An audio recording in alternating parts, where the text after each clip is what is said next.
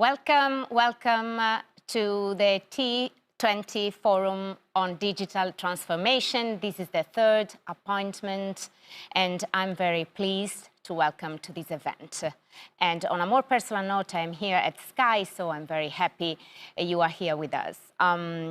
Today, we are talking about digital transformation. T20 is a sort of a bank of ideas, providing ideas to the G20 and bringing together leading think tanks and research centers worldwide. I'm joined for these initial statements and the opening session by Paolo Magri, National Coordinator and Chair T20 Italy, Executive Vice President ISPI. Thank you so much. Thank you. And Fabio Pompei, CEO Deloitte Central Mediterranean. Thank you so much. Thank you. Thanks to you. And by the way, we had, I'm sorry about the delay. We had sort of technical problems with the streaming, even if today we are talking about digital transformation, right, guys? Yeah, indeed. Which make us smile. Okay, Mr. Magri, your personal address for today's session. I won't have a personal address because we are late, and the technical problem itself reminded us how fragile the digital transformation process is and how much we need to work and make it strong and avoid any kind of disappointment, divide. And this is the topic of today's meeting. So I will cut short my content intervention, which I had prepared, and just share with you, with all of you, a few thanks. Thanks to Deloitte, who is our partner in this third forum and is with us till the end of this exercise at the T20 Summit. A special thanks to Undersecretary Ascani, who will intervene in a few minutes. And I would add a third thanks to the other engagement group, the B20 and the W20, who will be with us today. Thank you. Thanks for cutting that short. Mr. Pompei? First of all, thanks, of course, to ISPI for giving us the opportunity to provide our contribution to this meeting and to the discussion of such an important theme like digital transformation. I would just like to share some quick thoughts about some of the most important topics that are connected with digital transformation. No need to say that with the pandemic, of course, we had an exponential growth of digital transformation, of the adoption of digital services. Let's talk about, distance learning, remote working, or shopping online. Just to provide very quick data coming from a survey that we conducted in more than 10 European countries. 34% of consumers have experienced for the first time shopping online. 32% have experienced for the first time banking online. 44% of retirees, pensioner people, have experienced for the first time the use of technologies. So pandemic showed that digital is extremely important, has been extremely important to face this part of emergency. At the same time, of course, we could say that pandemic also showed another important thing, that digital transformation could lead to increase these inequalities. And we had clear experiences here in Italy, just to provide other data. For example, in the south of Italy, 4 families out of 10 have no PC. Yes. 25% of Italians still don't have broadband for their connection. So clearly, there is the risk that digital transformation could increase inequalities among countries or inside the countries as well. So this is a big issue for public institutions in the future, for sure. Of course, there are a lot of other points to be discussed and that will be discussed in the following part of the meetings. Future of work, e.g. services, the digital transformation of the public administration, and the last but not least, of course, the theme of digital security, data protection. We have read on all newspaper about the hacker attack, recent hacker attack in US. Just another data in Italy, we have a recent report from Politecnico di Torino who says that hacker attack on Italian companies increased of 40% in 2020. So this is another extremely important point. Right. So a lot of important matters to be faced. I think this is the right time to face all these challenges in a holistic, in a strategic view, involving all the stakeholders, public and private. This is key, important, it's crucial for me. Yeah, thank you. And of course, we will be talking about all these issues today. I'm very happy because today will be the real possibility to talk about in a concrete way about all these issues. So thank you for bringing this aloud. So let me welcome Undersecretary of State, Italian Ministry of Economic Development, Anna Ascani. Thank you so much, Mrs. Ascani. I'm sorry for the delay. But let me ask you the first question. The crisis triggered by COVID-19 pandemic, of course, has amplified the necessity of digital transformation, as also Mr. Pompei was saying, crucial for the development of business activities, for their resilience, not only for the families, as you know. What are the main drivers in order to sustain this kind of transformation?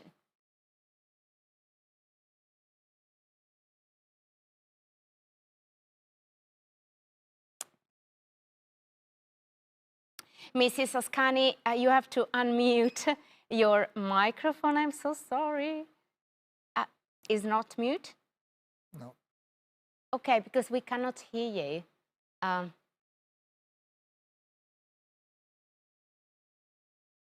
Yes, I think we have a problem. Nope, we cannot hear you. Everything is all right, right? You have the mic unmute? Okay, so I'm asking also, my guys, is there a problem there? Okay, let's do that. Meanwhile, we fix this problem and I ask another question to Mr. Pompei, right? About the digital divide, Mr. Pompei, South-North, which is, I think, the main issues we are going to solve. What do you think about it? Oh, yeah. As I said before, this is a point that we clearly have the risk that this could increase in the future.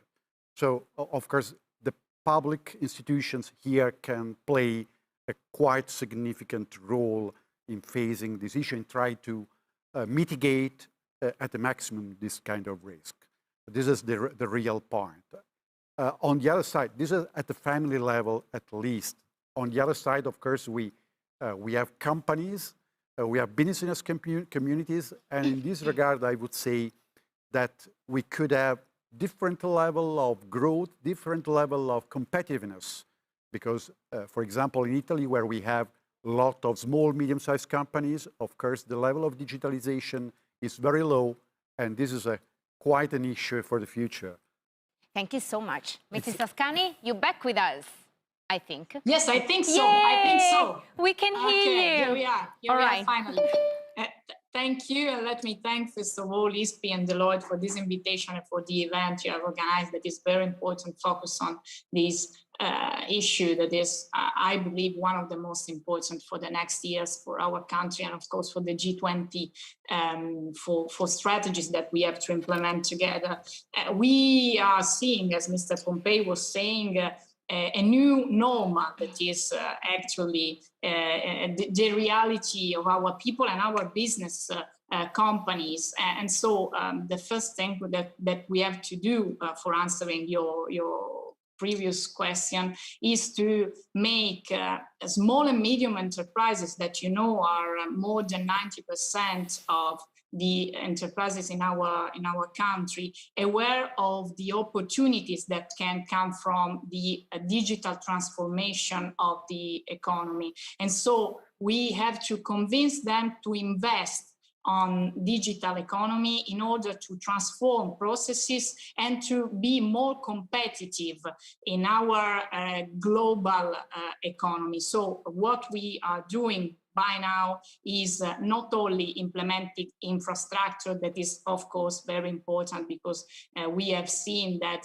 inclusion in terms of digital access is very, very important. But the second part of the work we are doing by now is to involve company in small and medium companies above all in this kind of investment. And, you know, in 10 years, the total amount of data has increased 25 times, and the growth is continuing because of the spread of these new technologies like blockchain, quantum computing, and of course, above all, artificial intelligence. I think that if we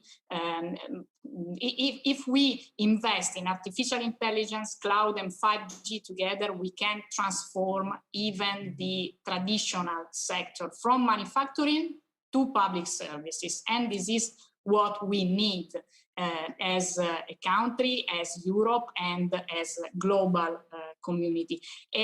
I think that it's not only a matter of investing in technologies. We need to invest also in competencies, in skills.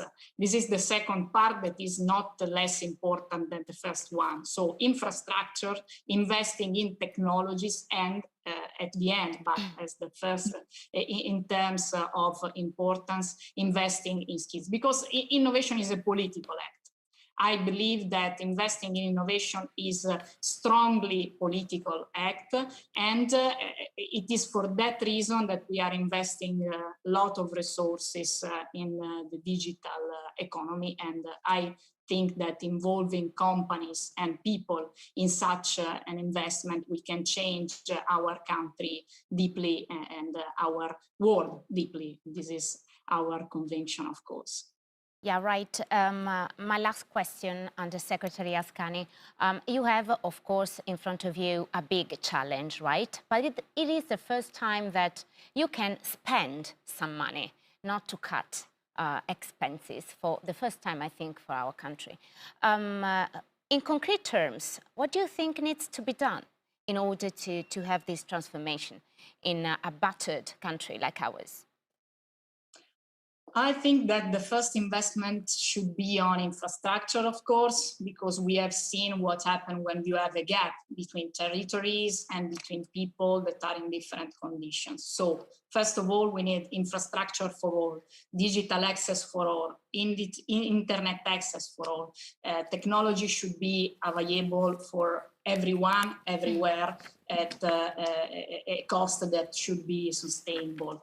Second, invest on the awareness of companies, as I said before, because it's not just a matter of big companies or industries that can themselves invest on such technologies. We need to make aware even the small and medium enterprises system.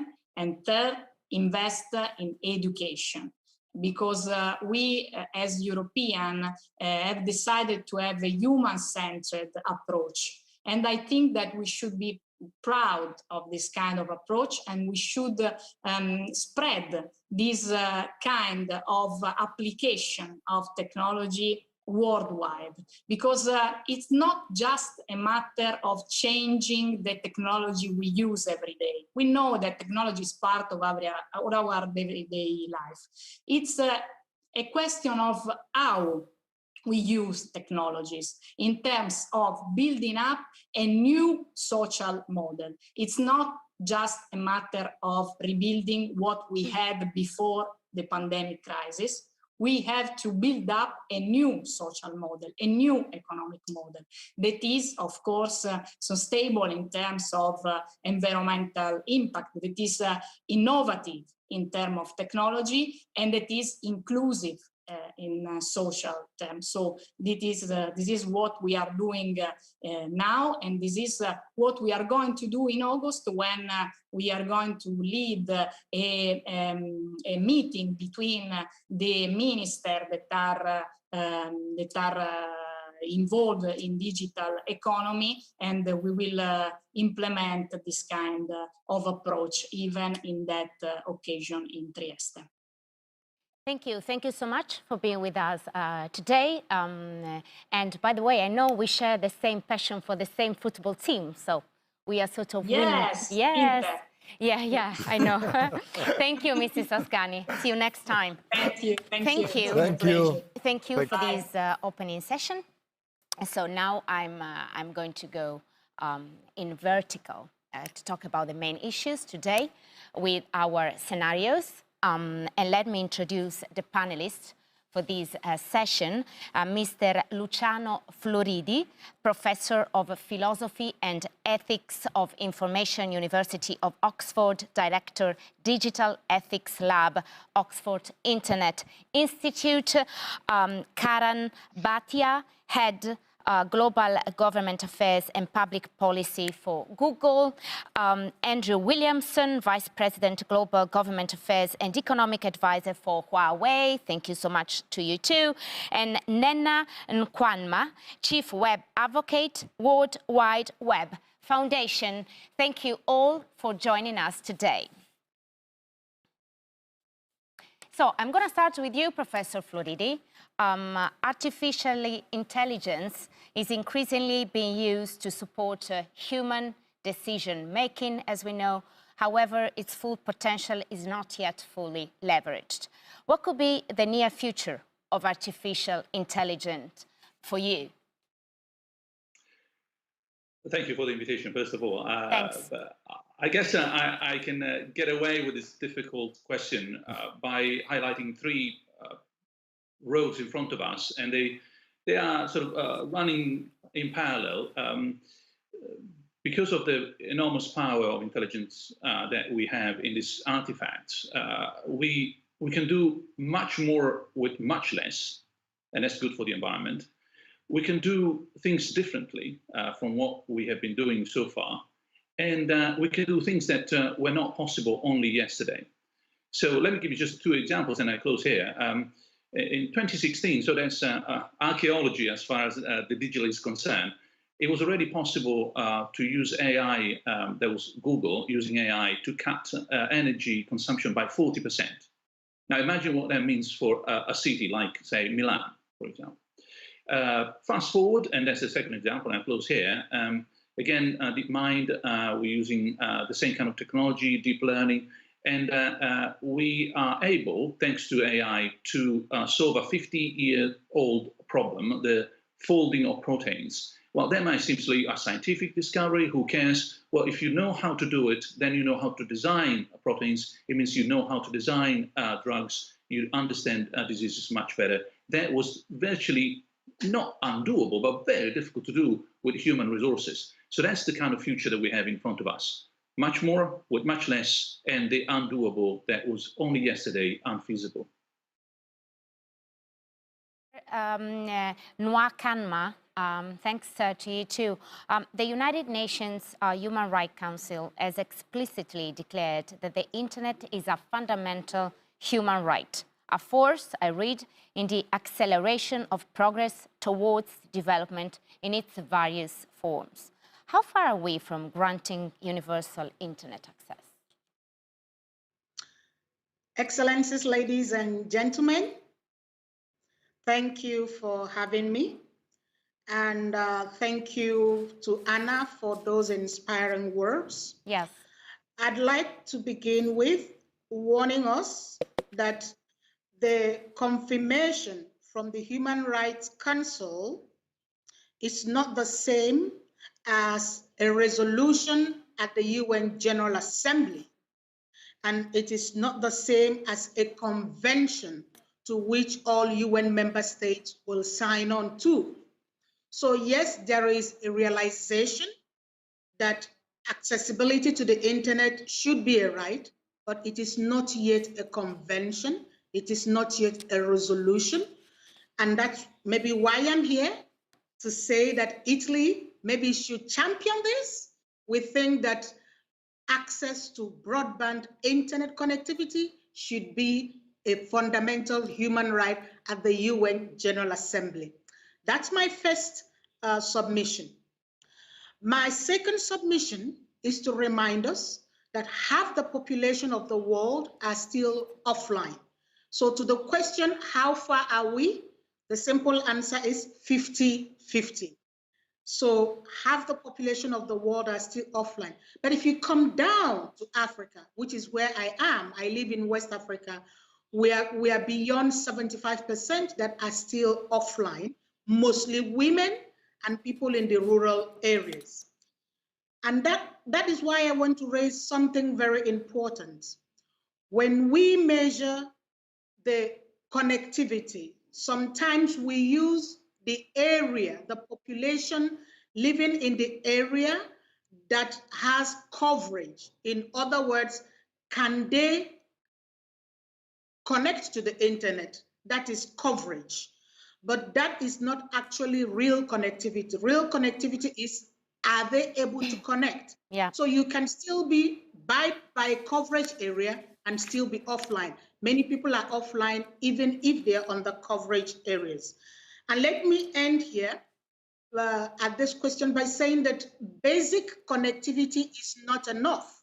We need to move into meaningful connectivity, which means that someone should be able to connect daily, should have the right device, should have broadband internet access either at work, at school, or at home, and have at least 4G speed. In other words, meaningful connectivity should allow everyone to do what I'm doing with you, Mariangela, connect from Abidjan on my laptop with good internet access and be able to come on video. Thank you. Yeah, I agree with you. I agree with you, Nana. Thank you. $428 billion is required to build key broadband infrastructure needed to get everyone online in the next few years. How is it possible to promote effective cooperation across sectors to bridge this digital gap and track progress Nana, at various levels? Thank you, Mariangela. Now, 428 billion may sound like a lot of money, but that is less than the defense budget of the United States of America. And you notice that we've been under the pandemic for the past 1 year. Can we use our army money? I mean, the money we use for defense, can we put it into connectivity? Anyway, that's an idea. But there should be digital cooperation at all levels. The UN has started the Digital Cooperation Initiative, which I work with. That is a global digital cooperation. But we also need cooperation at bilateral and multilateral levels. Undersecretary Anna was talking about infrastructure, which I think is very important. We cannot be fully connected until we have a robust infrastructure. And so at national level is where the most important collaboration should be focused on. So we need to draw investment to national levels. And if we talk about investment, we need to talk about the right policies to welcome investment. As we are speaking today, Nigeria has shut down Twitter. Now, this makes us ask questions. What are the policies in place to attract investment? Who should invest? In what socio-political situations can investment be made? Let us not fool ourselves into thinking that digital cooperation will be away from everyday life. Digital connectivity and digital development and digital economy is part and parcel of everyday life. So while we're investing in infrastructure, we also need to invest in the respect of human rights. We need to invest in people. We need to invest in civic space. And that is the point I would like to raise here. With the G20 and the leadership of Italy, I am happy that you have a Think 20, but my contribution to G20, the Think 20 will be this. While we invest, while we collaborate, we must never forget that it is a human-centered digital development, and human rights must be at the basis of it. Thank you. Right. I have a last question for you. Africa has the most expensive internet in the world. They know very well, as I know, Africa, and in particular some countries in the sub-Saharan region. According to the Alliance of Affordable Internet, they pay on average 8.8% of their monthly income to purchase 1 GB of internet data. It's like 3.6% in Latin America or 1.5% in Asia. What policies should governments in Africa implement to reduce the cost of connectivity? If you can be brief, Nana, thank you. Okay, I wanted to say thank you to the Alliance for Affordable Internet for a great work being done. I think the first thing you might want to do is to look at what we call the contract for the web, which sets out policy principles for government, for industry, and for citizens. And by the way, I would like to talk to Italy about it. Italy can play a leadership role. But in national policies, I would say let's look at community-owned networks, because not all network infrastructure may be attractive to investors. So first thing is look at community-owned networks. The second thing is to tax not what you want to grow. Many African countries do not understand that there are taxations that are killing investment. So let's tax on the services, let's not tax the investment. So we should be very careful with taxation on the industry. And I would like to say that maybe we should use connectivity to bridge existing divides. We have economic divides, we have gender divides, we have rural and urban divides. So let's look at connectivity as a digital economy investment. Remove it from social. You are not helping women. Sure. You are not helping young people. You are developing your economy. And finally, Mariangela, once again, civic space, governance, digital trust, and government services. When it makes sense to your citizen, it makes sense for development. Once again, thank you very much to Italy on your leadership, and hoping to engage more with you. I'm online, I don't go too far. I'm happy to have been part of this. Ciao. Thank you so much to you, and to be such a good advocate on these matters. Thank you so much.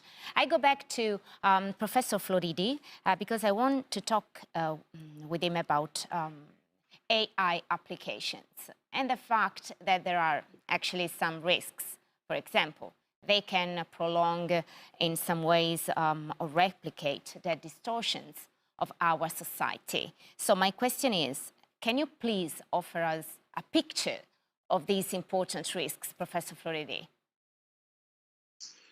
Surely, and as we heard, the fact that the digital at large is becoming increasingly an essential part of our lives means that AI is also becoming part of our everyday experience. We interact with AI even if we don't know. Like if you take a good picture, that's probably AI.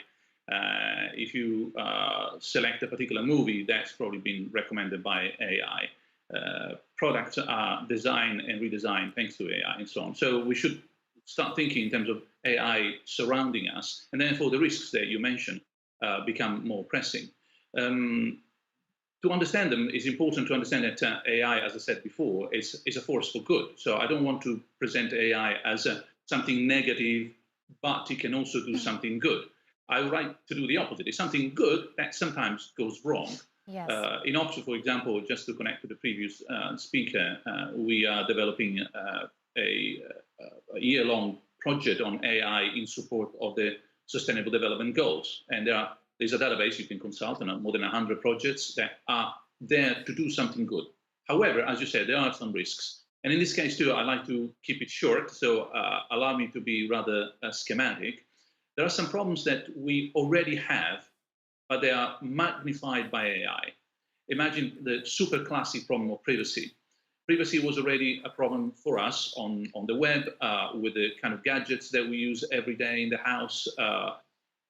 Today, AI runs the risk of multiplying that problem or making it even more significant Imagine the application of AI in the medical sector with apps that can collect data. And we know the coronavirus has been a classic example of that kind of risk.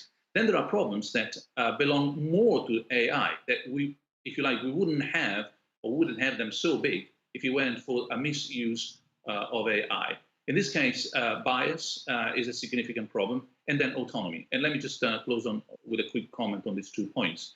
Bias is something that AI or machine learning, to be more precise, normally doesn't generate, but multiplies because the bias is already in the data. So you discover that, for example, your company has always preferred to hire white, male, my age, just to be clear, and has discriminated implicitly, inadvertently against other people of different with different features, different skin color, different maybe religion orientation, different sexual preferences, different gender, and so on. Well, AI is there sometimes to just make that even bigger because it's trained on those data, etc. In this case, the solution is to make sure that AI works like a magnifying glass. It tells you, look, this is like a microscope. Look at what happens if you do this with AI, you discover that you had a bias in the data. And then the last point is autonomy. I don't know about you, but how many times have been recommended this and that by some gadget? And new generations will be exposed to that recommendations relentlessly. Then nudging will come again and again and again. And unless we do something a little bit of protective, as we do, for example, with advertisement, we put on a newspaper a note saying this is advertisement to make sure that we're not misinformed or misled. I think AI will probably come with some kind of label by saying, look, I'm suggesting you this, but I'm an AI sort of agent. Maybe you like this particular book or that particular T-shirt, but let me tell you, I'm an artificial agent and to be a little dependent. Our autonomy could be eroded by so-called recommender systems quite substantially, unless we are a little bit smarter and a little bit more intelligent also in the legislation that we're putting in place. A very, very interesting, Professor. I was just listening to you. Very interesting what you said. You said also something, of course, can be wrong and can go in a wrong way. Let's say that. What can be done in order to create, let me say, a trustable AI ecosystem? Maybe, as Undersecretary Ascani was saying, like a human-centric approach. Also, by what you said, I mean, it's sort of the more positive way in order to deal with these things. What do you think about it? Well, I think there are some very good steps already been taken around the world. And let me just remind you of something a little bit disappointing. We've been discussing the ethics of AI since the 60s. So it's been more than half a century of discussions. So it is time to do something about it. It's like the climate emergency. We've been discussing okay. Precisely. So time to act. And I think that speaking of act, the AI Act that has been circulating these days by the European Union is a very good step forward. I think it provides precisely that risk-based, risk-oriented approach that takes the technology as a technology. There is no science fiction. There is no Robocop or Terminator or something fancy coming tomorrow. It's a technology immensely powerful. It's a form of agency that you can throw at problems to solve them if you do a decent job. And the European approach seems to me the right one. However, the US is also developing its own regulations, and it's doing it more in terms of competition rather than risk-based approach. The two are perfectly compatible. I think what we're going to see in the next 2 or 3 years, I mean, something that you can come back and tell me you were wrong, will be a cross-Atlantic agreement in terms of how best to regulate AI to make sure that all the good bits come out and we don't underuse it, which is a risk, but we don't overuse it and don't misuse it. So do not stop using it because it's a good thing. Do not overuse it when it's useless. Do not misuse it. Just use it for the right thing. And if I may, just a last comment here on the human-centric. It's a good idea, but it's also silly.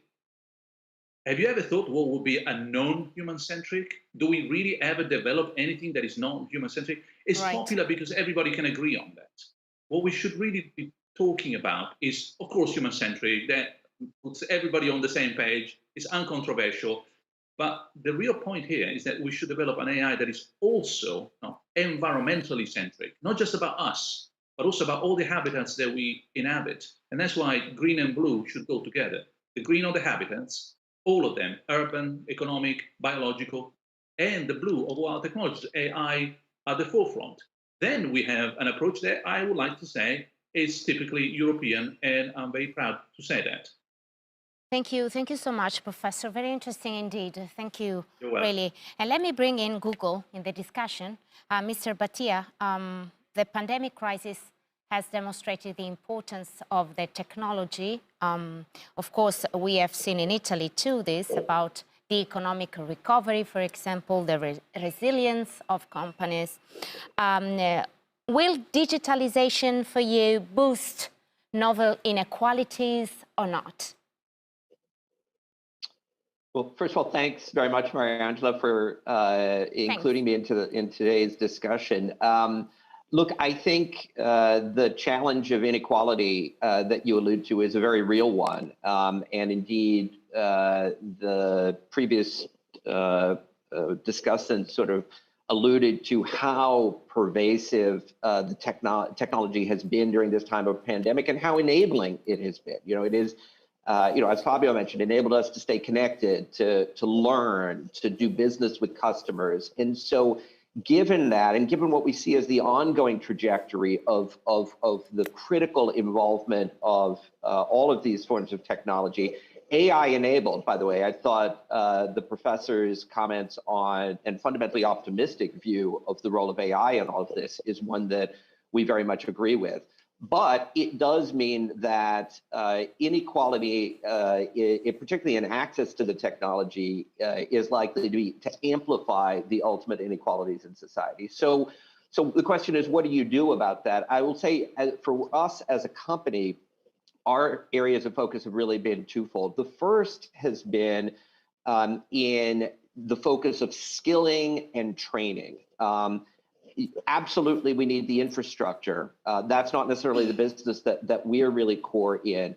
But what we can do is make sure that every individual, whether you're talking about students all the way up to people well into their careers, are skilled, are capable of engaging in this new digital world. We often find with many things that you build the infrastructure, but if people are not adequately trained, if they don't understand how to utilize it, it becomes problematic and it becomes a disenabler of growth. So anyway, point number one, and to that end, we have launched an extensive global program of training, what we're calling our Grow with Google programs around the world, to bring people into technology, to enable them to understand how to utilize, how to get online. So that's point one. The second gets to more of the economic side of things, which is the small and medium-sized businesses. I think the Undersecretary alluded to these in her comments, but the critical role that we see of SMBs and the importance of digital enablement, of digital technologies to the survival of those SMBs have never been clearer than during the pandemic. You know, the surveys that we've run suggest that of the SMBs that survived this really traumatic period, 70% identified digital tools as being the key to their survival. What enabled them to continue to connect with customers, notwithstanding the inability for people to go outside of their homes in many cases. So this is the second area that we've been focused on. We're doing a variety of things here, including new capital grants in partnership with the European Investment Fund to small businesses to help them grow in this new post-pandemic world. We're also doing a great deal in terms of working with small and medium-sized businesses to access free tools, things like Google Docs or Photos or Maps or obviously search, to be able to become more effective participants in the global economy. So those are a couple of things I'll flag. It's absolutely the right question to be asking. I have another question for you, Mr. Bhatia, about the issue of taxation on digital companies. Of course, I cannot keep by asking you about this. G20 apparently is reaching sort of a deal. What what could be the impact of this decision on companies like yours? Well, look, let me say, Google has long supported a multilateral agreement in the global corporate tax arena. From our vantage point, I won't speak for every company out there, but we are one of the world's largest taxpayers. We pay, on average, over the past 10 years, 20%, roughly 20% of our revenues in taxation.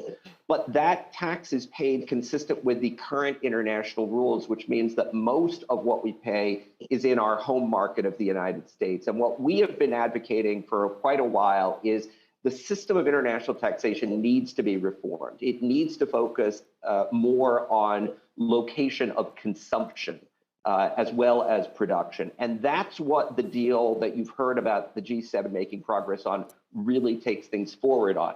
There's a lot more work still to be done, but ultimately we think that this end state that people are looking at of a taxation system that is based more on consumption than on location is the right way to go. So we were encouraged by the progress that we've seen.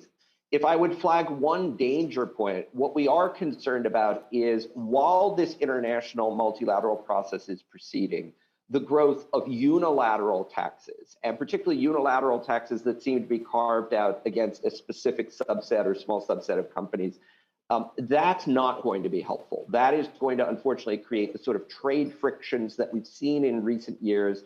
And ultimately, I fear you're going to end up with tariffs and with other things that are not going to be constructive. So we are excited and pleased by the progress we've seen. We hope that it results in a durable, sustainable international corporate taxation system. And certainly the G7's progress hopefully will materialize in an OECD agreement later this year. Interesting your view, thank you. I have a last question about the topic of digital sovereignty, which apparently is gaining traction in Europe. I'm curious, how do you see the future of the web? How do you see it? So look, the topic of digital sovereignty, I think, is a very legitimate topic to put forward. We understand that the technologies that we're talking about here are core to not just our lives, but to security within countries. And there is a legitimate need to make sure that online systems, platforms, digital technology is secure. But I would sort of make 2 points here, I think. One is, I think we need to recognize that the investment that exists today by many companies, such as Google, in Europe and in many countries around the world is profound. We have more than 30,000 employees in Europe. We have presence in more than 25 countries, more than 42 offices. We're contributing more than $400 billion in value to European users annually. We're growing our presence, including through new data centers, new infrastructure, and all of this. The point being that if one is worried about sovereignty in terms of having investment in people and infrastructure in countries, in region, one can look at global multinationals and say, yes, they meet that requirement. They check that box. The second thing that I would say is I do worry again that notions of sovereignty taken to the extreme can result in protectionism, can result in at least the lack of innovation, because look, these technologies that we're talking about are going to be key to powering global competitiveness of Europe's great companies, of the world's great companies. And so rather than looking at this as autonomy, I would love to look at this more in terms of transformative partnerships. What can be done? And we're very proud, for instance, recently to have announced a new big partnership with Telecom Italia to support their digital transformation. We've done other things recently with T-System in Germany or OVH in France.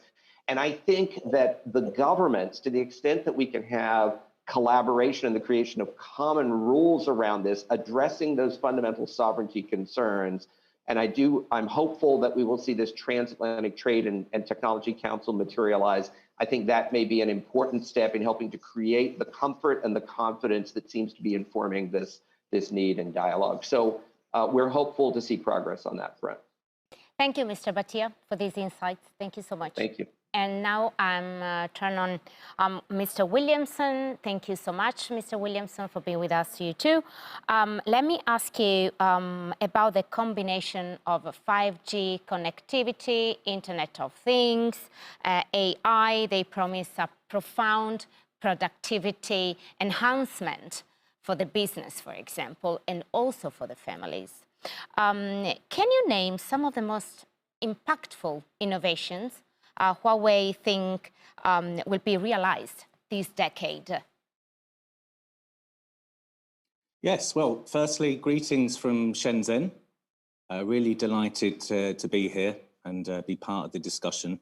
I think certainly if you've been doing economic research for a long time like me, this is a really important question. We have to temper our excitement to an extent. These are early days for the adoption and use of what appear to be these new general purpose technologies. In fact, researchers like at MIT, they suggest it can take many years for businesses and people to work out the best ways to use these types of really impactful new technologies. I think we saw that earlier with some of the problems we had with the connection. And that might explain to an extent this idea of the productivity puzzle. We went through several decades of what felt like ubiquitous digital diffusion, but as we all know, last decade was characterized by low economic growth. But there is good news, because it seems that the combination of these new technologies is the secret. This is where the power of innovation is coming through. And we just wanted to share some data with you that we've been recording with industry partners in different economic sectors. So that's what makes it applicable to this idea of general purpose technologies. And we're also starting to see a real revival in investment in CapEx. This was mentioned earlier. So all of this could point to a potential for a productivity revolution. But some of those examples in manufacturing, we're seeing the use of 5G connectivity, high definition camera technology,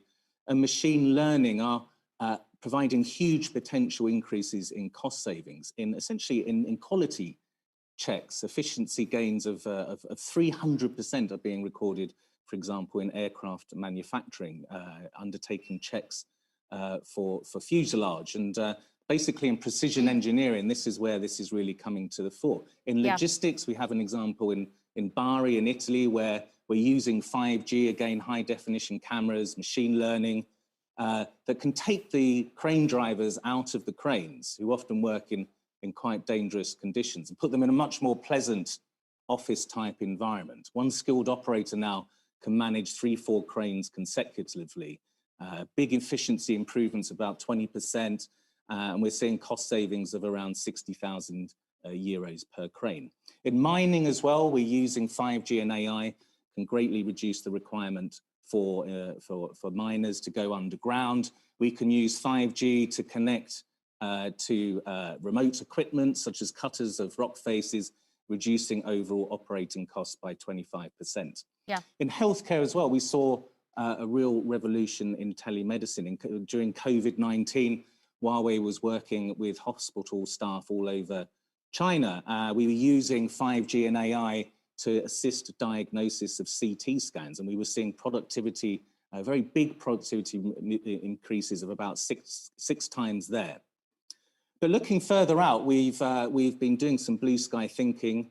We have a team called the Global Industry Vision, and these are some of the kind of bigger forecasts that we've made based on an extrapolation of data where we think R&D is going. We think some of the big changes will be in the use of personal smart devices. We think that will reach 40 billion devices. We'll have a total connection around the world will reach 100 billion, dominated by the industrial internet. So really it'll be machine to machine connectivity, creating a digital economy worth around 23 trillion US dollars. We think the penetration of smart assistants will be 90% by 2025, with 12% of homes having smart service robots. And with the support of other applications like guide robots, could be really helpful to the world's 39 million blind people that can make their lives that much easier. We think robots will be much more common in the workplace, but we're not so convinced of this idea that it will destroy lots of jobs. We think the robots will work alongside the workers, alongside employees. They'll actually be taking on much more of the kind of routine, boring and dangerous tasks. But that said, we all face big challenges to put this into place. We know, for example, that digital transformation is a concern in terms of global energy consumption, which is still going up at around 1.7% a year. So we're going to have to really accelerate uses of digital transformation to help with our energy conserving movement to renewable energy there. Also, the demand for computing, we estimate by 2030 that will jump 100-fold from where we are today. We know that Moore's law is being challenged, that CPU performance was increasing about 50% per year, and that has now dropped to around 10%.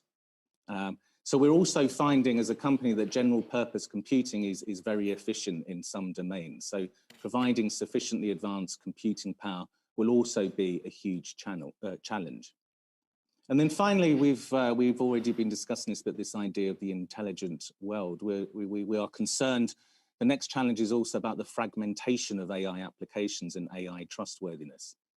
So we believe the key to addressing the issue of fragmentation will be to develop general purpose AI models, shifting from supervised to self-supervised learning. But making breakthroughs in all these areas will be critical if we're to gain the most from digital transformation. Okay, Mr. Williamson, I have a second question for you, and actually also a third one. So if you please keep it quick this time, because we have a precise lot of time. Thank you.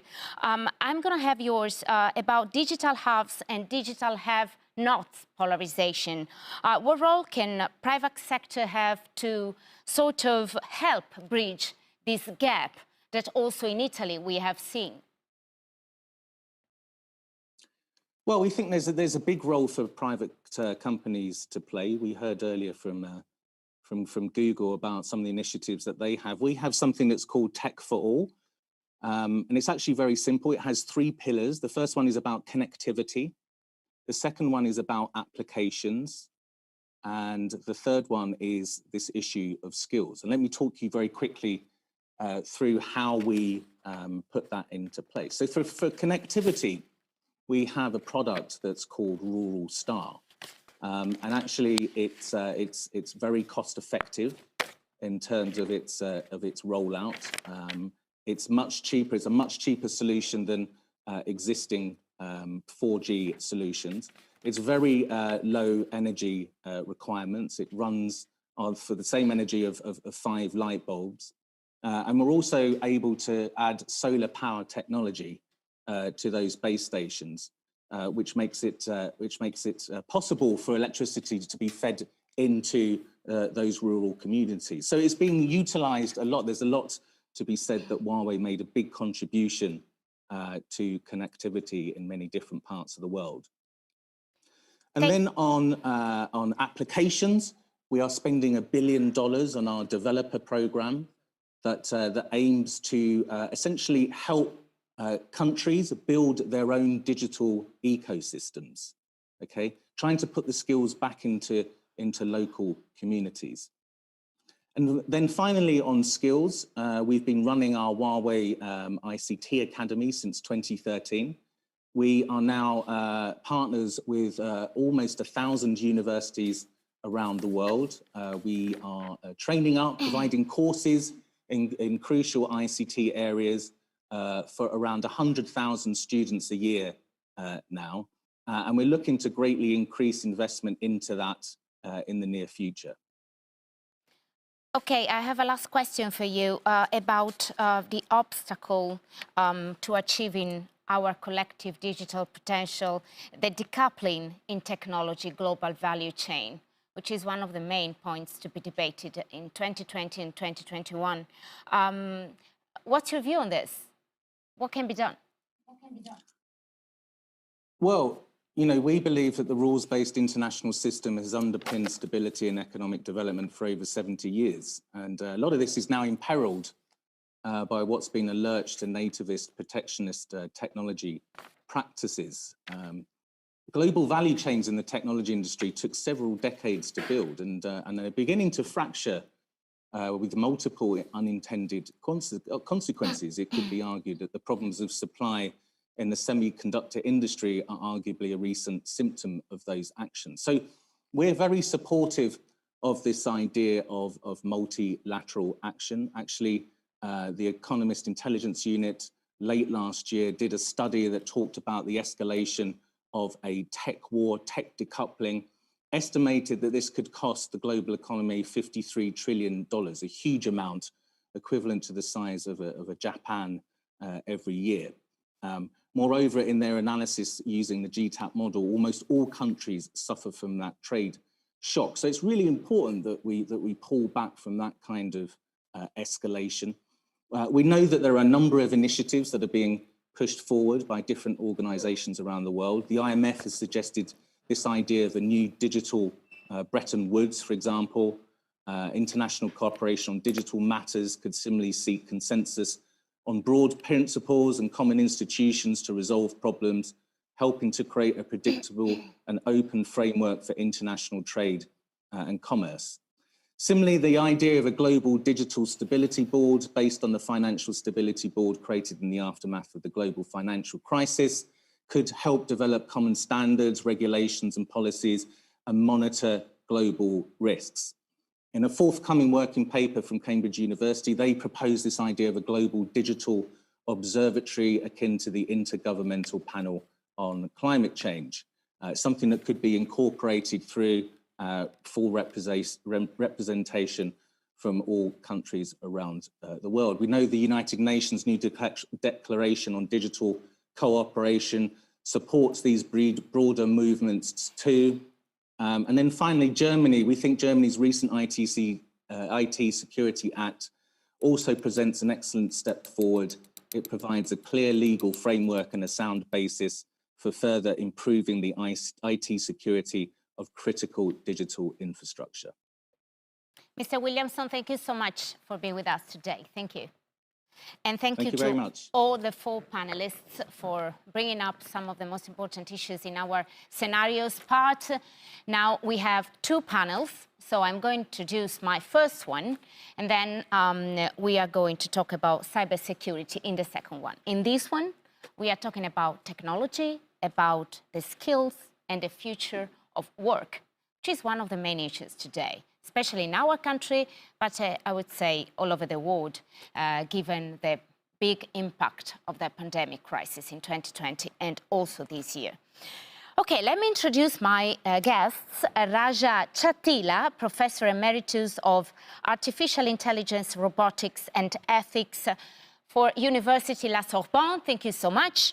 Peggy Hicks, Director, Division for Thematic Engagement, Special Procedures, Right to Development for OHCHR. Thank you so much. Andrea Poggi, North and South Europe Innovation Leader for Deloitte, here with me, the studios. Thank you, Mr. Poggi. Umarani, Senior Economist for ILO, and Linda Laura Sabadini, Chair of W20. Thank you all for being with us today. Let me start with Mr. Chatila.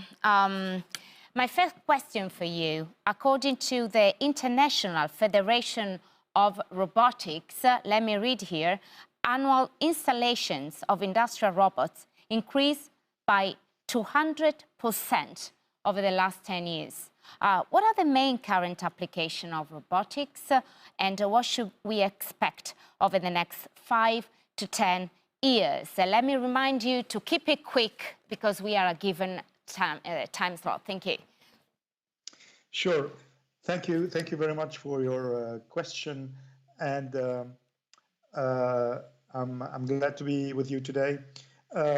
First, when we speak about robotics, we have to keep in mind that there is a continuum. Robotics is something that involves, of course, a physical machine. That's the main point. The physical machine brings action, physical action in the real world.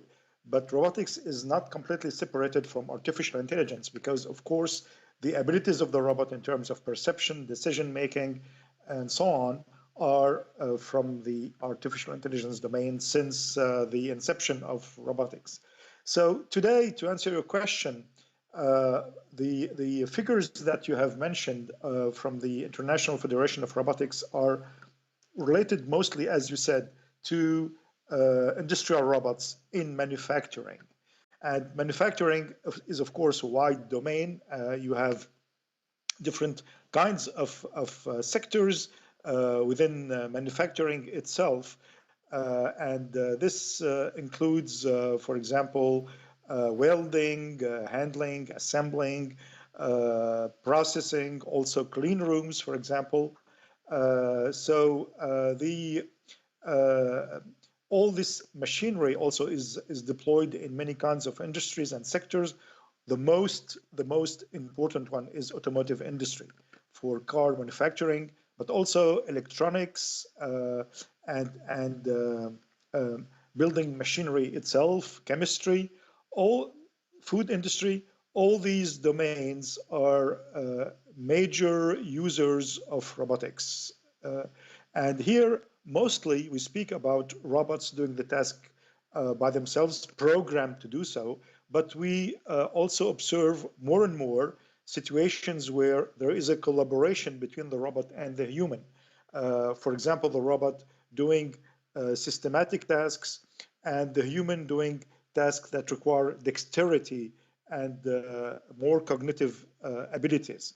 And this trend is going to increase in the next years. Now, if you get a little bit away from purely manufacturing robotics, then you have many applications, actually, many sectors. One of them is logistics. Logistics means transportation as well. And it means also maybe human transportation, because when you speak, for example, of automated driving, cars are a kind of robots in this case. And this application will tend to increase as well.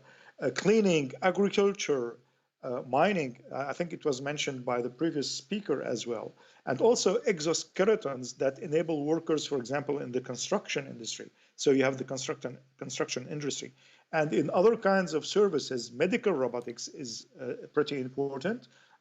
Surgery, many surgery operations now are using robots, and this brings more safety and more precision to the process, inspection in general, and let us not forget defense and security. So all these domains are emerging as great users of robot systems. I don't know if I mentioned, within logistics, there is also delivery, of course, home delivery, for example. And this trend actually has shown to be increasing also due to the COVID crisis, where it was much more in demand to, how would I say, reduce human exposure. So I believe that the next statistics will show an increase in the interest of developing robots in all these sectors. I want to have yours also about the debate on the extent to which occupations can be automated. I believe in humans, right? Let's say that. As the professor of Oxford University was saying before. But what's your view? What can be the impact on the labor market into this sort of separation between what can be automated, what can be just done by humans? How do you see the future? Well, that's a great question. When I say it's a great question, it's either I know the answer very well or I don't know the answer. Exactly. In this case, I don't know the answer, and I suspect no one knows it, actually. I agree. Although it's quite easy, in a way, to see how jobs are going to be impacted. It's much more difficult to predict what new jobs will be created. But I'm speaking about jobs. I shouldn't, actually, because it's not about jobs, it's about tasks. And as you said, everything that could be automated will be eventually automated, and robotics and artificial intelligence is about automation. And if you consider the past, you can see that any technology that has been brought in is designed to reduce human work, human burden. Start just the example of the monk scribes and the invention of the printing press. These people went out of job. It's a work of art as well, so the art was completely impacted in a way. But what I mean here is that the tasks have been completely transformed due to this technological invention, and this is going to happen as well. So for me, this issue of jobs and tasks is really a great policy issue. It's really a policy issue, because if you have to consider the possibility of evolutions, they will impact people, they will change their daily task, they will create new jobs and new tasks. And this cannot happen if it's not well conceived, programmed, and if governments are not prepared to accompany this process. Otherwise, we can always speak about the creation of new tasks or new jobs, but the people who will have to change and to be very agile in changing their tasks in the meanwhile will have been impacted. So I think it's a question of transformation. And it will transform all the sectors that I've mentioned. Take agriculture, for example. Take transportation. Labor is going to change. And what I believe also is that this is going to bring the ability to have more productivity, more wealth, and therefore creating of new possibilities that we can not really imagine today. Consider that, for example, just the use of computers in our daily jobs have transformed completely the work of assistant, a person who is assisting someone else. Usually, in the past, maybe 30 years ago or 50 years ago, used to type letters, and now we are sending emails every minute. So that's a complete transformation of the task of this person. And this is going to happen as well. So also, the COVID crisis has shown that teleworking is going to be the new, probably the new way. So no more going to your company, etc., as much as before. And this will also be enabled by new techniques and new capacities in which AI systems and robotics can help. So in a couple of words, I would like to say that yes, the jobs are going, or tasks are going to be impacted. We need reskilling and training, but we need also to consider a framework which the whole transformation is actually accompanied by public policies as well. Right. Mrs. Rani, the transportation, the delivery platforms, they play a crucial role in providing essential services to consumers during lockdowns in Italy and elsewhere. Which vulnerabilities have workers working in this platform economy? I think thank you very much for having me as part of this panel discussion. And I was very happy to actually engage in this discussion. Now, as part of the pandemic, what we see very clearly is that the transportation and delivery workers played a very, very important role in helping consumers who were under lockdowns or under critical situations for getting food, grocery, goods, medical services, and a whole range of services that were there.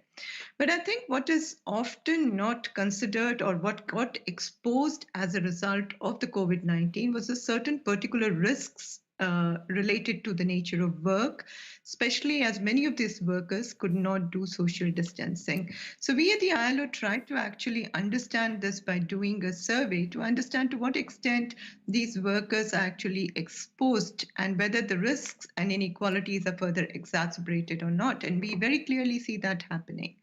We found that for a majority of the workers, the social protection coverage is quite poor and low, and this further exacerbated. And as many of them are actually entirely dependent upon task-based earnings, they do not get any sort of a paid leave or sick leave, and they cannot actually afford to self-quarantine.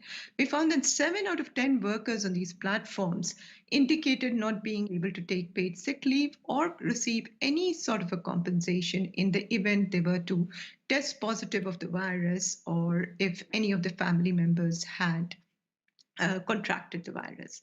This not only puts these workers at the risk, but it actually undermines the broader goals to effectively combat the virus. At the same time, the lack of health insurance coverage in many countries to even get these workers tested was one of the big challenges. The second vulnerability that we found was that it had a huge impact on their earnings because many of them had to take a break. And this was the case of 90% of the taxi drivers and about 70% of the delivery workers who reported a decline. And this was largely because of due to restrictions of movements, because of lockdowns. And there was also an impact because of certain tourism industry in many of the regions. Now, what was very interesting to see was that to compensate for this loss of income, many of them either took up small jobs or they did multiple jobs. And for a large majority of them, the pandemic also had financial consequences on the household. So it meant that they had to either borrow loans or, sell their possessions or reduce consumption. And this had huge implications on them. So these were some of the risks that they actually faced. Very, very clear and interesting. Mr. Poggi, according to World Economic Forum, upskilling and reskilling activities will play a major role in the future for about 50% of the current population, if I am right. In Italy, for example, companies, correct me if I'm wrong, will soon need around 600,000 workers in sustainability, innovation functions. So my question is, what kind of actions should companies take in order to keep up with this important change? It's not easy, huh? No, it's not easy. First of all, thank you for having me today in this discussion. No, it's not easy, but we strongly believe that innovability is the key new driver in this post-pandemic world. What does innovability mean? Up until recently, few companies consider sustainability as a key target for their action. A lot of companies thought that sustainability could just increase the brand image, but something changes. It's changing now. According to our recent research, only 20% of the company confirmed that brand image is the key objective of sustainability. 80% underline that sustainability is the way to increase business opportunities, but also to generate positive social impacts. That's the reason why it's very important that the Next Generation EU plans are dedicating more than 37% of the funds to sustainability. And in my opinion, in this broader and larger perspective of sustainability, innovation, as you mentioned before, could cover a significant role. Innovation could accelerate the achievement of sustainability goals. And sustainability could mitigate the risk that innovation could be very far from social issues and ethics issues. So there is a sort of synergy between innovation and sustainability, what we call innovability. And in this context, in order to answer your question, it's evident that we need new tools, new methodologies, not only focus on sustainability and separately on innovation. We need an horizontal capability to integrate these two different aspects of the new world. It's very important to have someone in charge to compensate the key advantage of innovation with the key advantage of sustainability, what we call the Chief Innovability Officer. And this kind of role, this kind of capabilities are not so very common in the current companies. Only 20% of the companies we have interviewed confirm that the Chief Innovability Officer is present.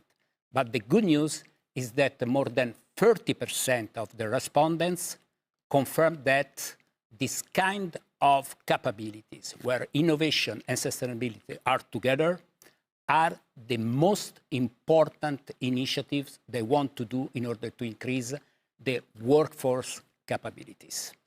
They are very aware of the situation, yes, which is important. It's the start point.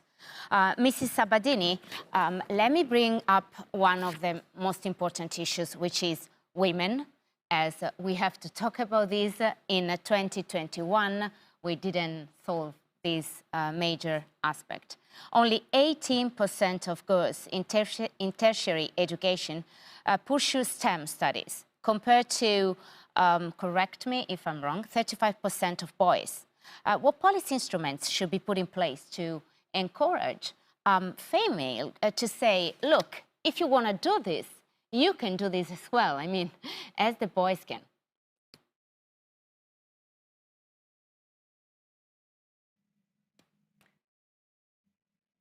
Okay, Mrs. Sabadini, we cannot hear you. You have to unmute your microphone.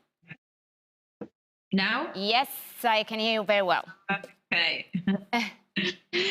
We have a big problem about STEM studies. Few women choose this kind of studies, and we have to invest in political instruments to solve this situation. The most important thing to do is developing lifelong learning programs and campaigns against gender stereotypes. We have to provide by education curricula on unconscious transmission of stereotypes in all fields for boys and girls, from preschool to university, with age-appropriate tools, covering citizenship education, focus on human rights, equality, culture of respect, but also financial education, caring skill, safe and critical use of internet, social media, and artificial intelligence, in order to limit the potential of such technologies to exacerbate social inequality. And we have to updating and revising school text, including women's history, implement actions of empowerment and role modeling by offering a wider range of gender representation in terms of attitudes, behaviors, leadership roles, professions, and promote counseling of future-oriented choices, including early education in STEM and reduction of the gender digital divide.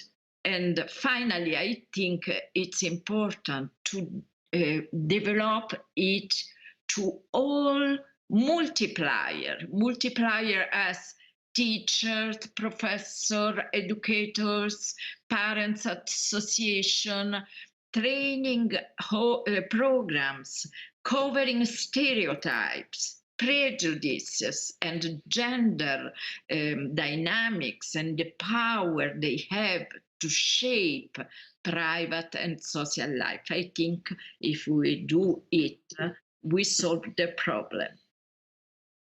Perfect. Mrs. Hicks, past industrial revolutions have been built very often upon exploitation, lack of dignity for all, sometimes, especially in some countries. What do you think are the main human rights challenges during the fourth industrial revolution? Thanks very much. We've heard from the other speakers how crucial new technologies are in our world today, and we all see that on a day-to-day basis. One of the earlier speakers, our colleague from Oxford, commented that with AI, he wanted to think about it as, you know, something good that sometimes goes wrong. The problem is with new technologies, I don't think that analogy works across the board, because some of these technologies, the propensity for misuse actually exceeds their potential for good. And we need to have systems in place to control that. We see impacts in three primary areas that I'd mentioned. The first is around privacy. We're facing an environment in which the collection, use, and misuse of private data is immense, both by governments and other actors. And it is a real threat to our human rights globally.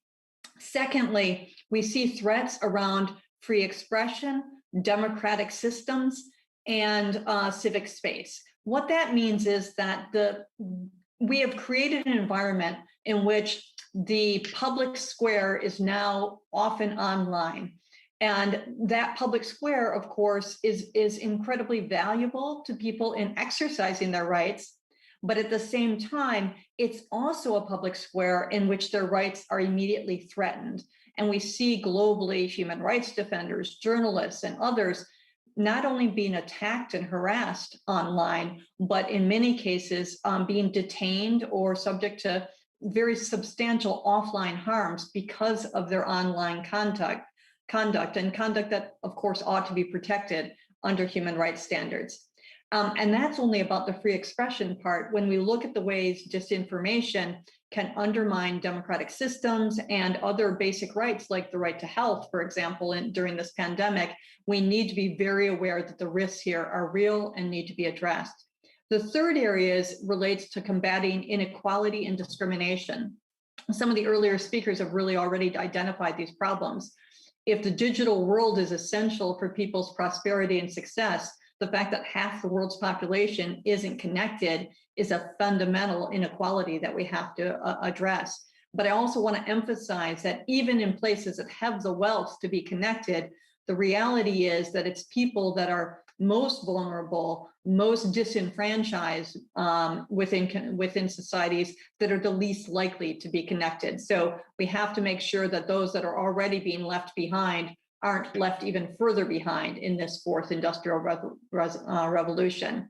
At the same time, as has been mentioned, the systems themselves are incorporating bias and discrimination in ways that can exacerbate existing levels of discrimination. The good news I'd like to close with is that we do have with us a framework that can really help us address and find solutions for these problems. And that's the International Human Rights Framework adopted after World War II. Under that framework, we have agreed standards that are universal. They cover all countries and all regions, and they can provide some of the guidance that we need to solve these problems. But we have two fundamental challenges. One is pace and the other is players. The pace is that, unfortunately, our colleagues on the tech side are moving much more quickly than those on the regulatory or government side are able to do. And we need to solve for that problem. With regards to players, the issues here, and this has been talked about extensively, we are in a world where governments power is sometimes eclipsed by the powers of businesses. And the frameworks that we have in place for looking at how businesses interact on rights need to be strengthened, and we need to make sure that we are really addressing both the business side and the government side in addressing these problems. Thanks. And I agree with you. We have a framework. A problem is we have to use it. But it was a very clear point from you. Thank you, Mrs. Hicks. Mrs. Rani, just a quick question. Mr. Poggi was talking before about this reskilling activity going on during these years. What do you think? I mean, how easy can companies hire these workers with these new skills? Do you think, is it easy right now?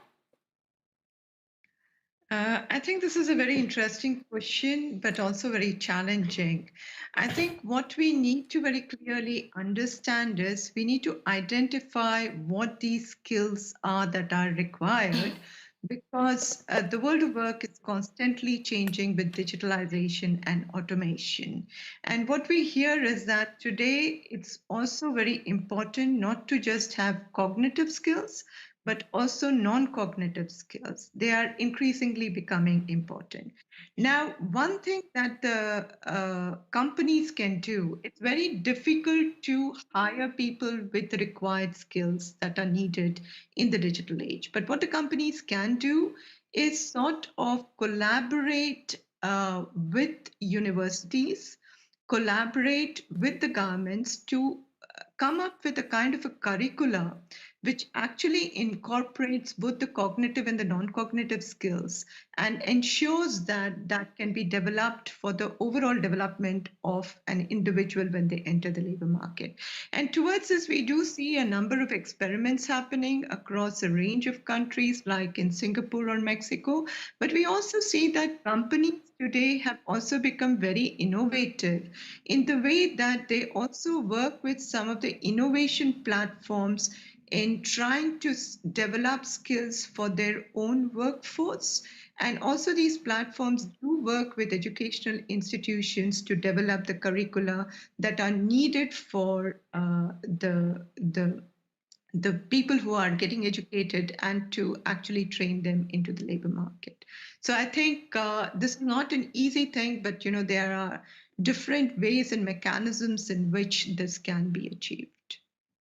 Thank you so much. Mr. Poggi, human capital as a key success factor for the next generation EU. Actually, next generation EU is meant to do something about the next generation, even though in Italy we say just recovery fund and nothing more. So it is expected to play a critical role. I mean, what's your view on this? Yeah, I fully agree with you. I think that the key lesson learned of the pandemic is how important is the individual. And we can say that the next generation EU could be the right way to invest again and more on the individual. There is an interesting research where more than 70% of the respondents of the European citizens think that education is the main objective of the next generation EU, more than health, more than digitalization, more than sustainability. Education, individual first. And thanks to that, the fact that the Italian Next Generation EU plan dedicates more than 30 billion on education is something very interesting. And in addition to that, it's evident that the companies want to leverage the Next Generation EU in order to add additional private investment in order to increase the capability of their workforce. More than 80% of the companies confirm that investment on workforce is the highest priority. The key question is, invest on what? We think that according to the Next Generation EU pillars, innovation, sustainability, innovability, as I said before, and resilience are the key three content where we have to focus our investment. And as we did before, as we mentioned before, I think it's very important to guarantee a sort of collaboration between university, center of research, companies, institutions, in order to have this kind of approach to the new education for the individuals. Yes, as you said before, when you said about a horizontal approach. Absolutely. Also in this issue, an horizontal approach. I mean, collaboration. They have to collaborate and to cooperate. Mrs. Sabadini, less than 30% of the world's researchers are women. And I've also read that, for example, for the scientific publications, I mean, no women at all. I think it's before, I mean, men choose men, and then choose men, and then choose men, and women are totally, I mean, cut off. What's your view on this? What can be done? I think the the number in ICT of women in ICT is a big opportunity for women, for enterprises, for the society. But we know this world is not a world of women.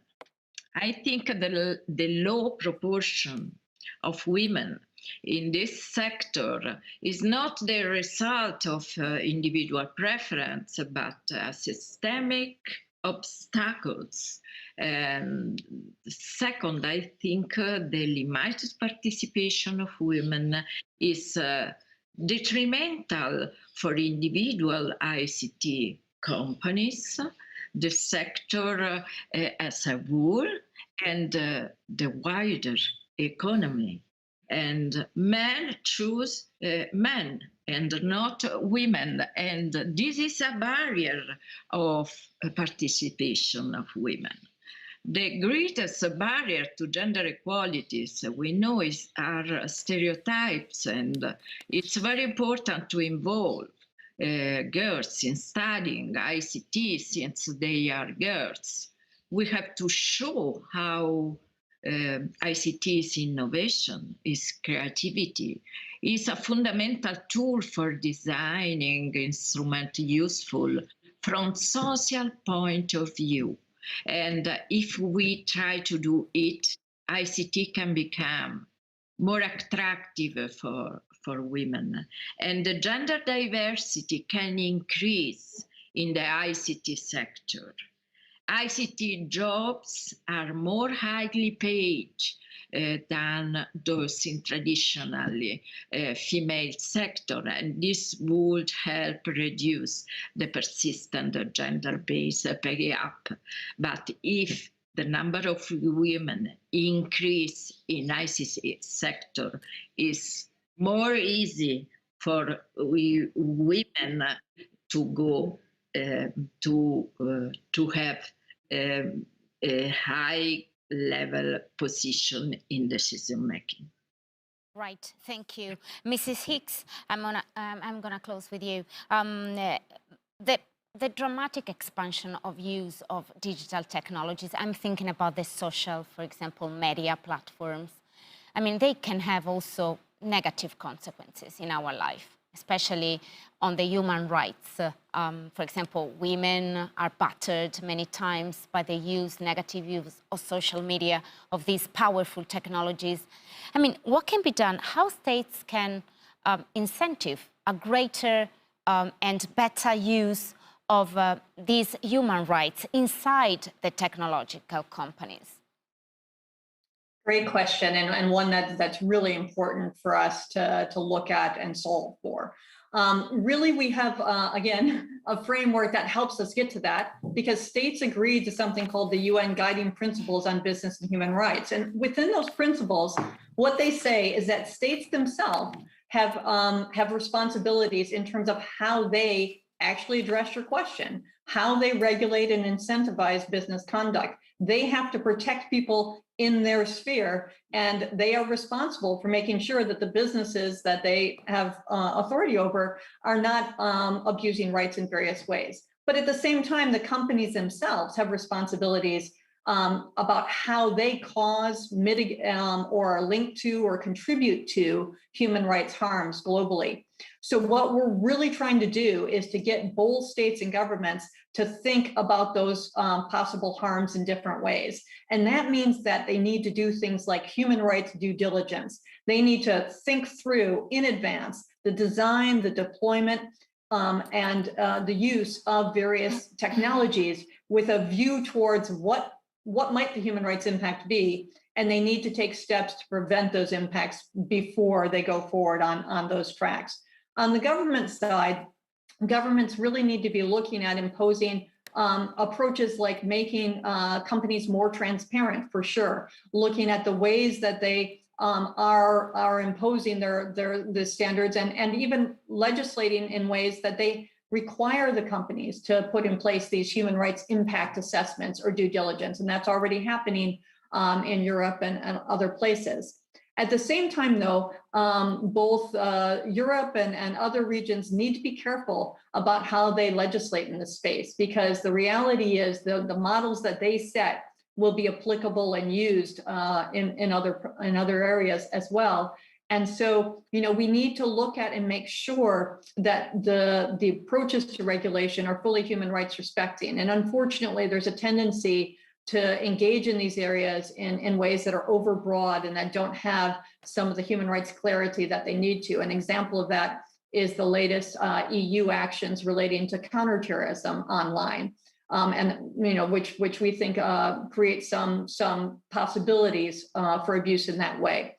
So we really need to be diligent about the approach that governments take in regulating businesses, but we definitely need governments to do more at the same time as really pressing the companies to take up this responsibility and to meet their demands under the UN Guiding Principles for Human Rights. And finally, I just mentioned that my organization, the UN's Human Rights Office, has a project that's designed to do just that, to work with companies, to give them guidance and support in how they apply the UN Guiding Principles on business and human rights to make sure that they are fully respecting human rights in their work. Thanks.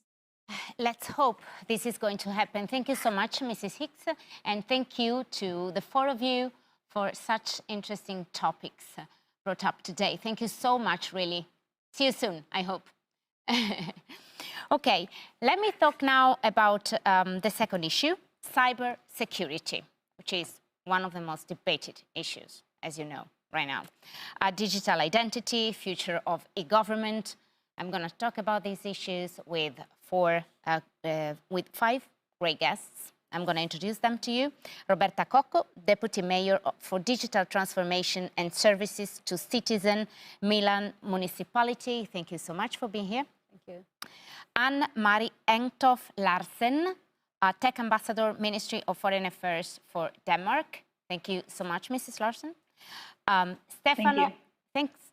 Stefano Quintarelli, Chairman of the Steering Committee, Italian Digital Agency. Thank you so much also to you, Mr. Quintarelli, who is very often my guest in my TV show at Sky TG24, so special greeting for you. Andrea Rigoni, Government and Public Services Global Cyber Leader for Deloitte. Thank you. Zhu Wangzhu, Director, Division for Public Institutions and Digital Government, UN DESA. Thank you so much, Mr. Zhu. Thank you. Thank you for having me. Thanks. I'm going to start with Mrs. Larsen. Denmark was the first country to appoint a tech ambassador. I'm very curious about it. Could you provide us with more insights into the responsibilities that you have, Mrs. Larsen? Certainly. First of all, thank you so much for having me. It's a great pleasure to be here with you today.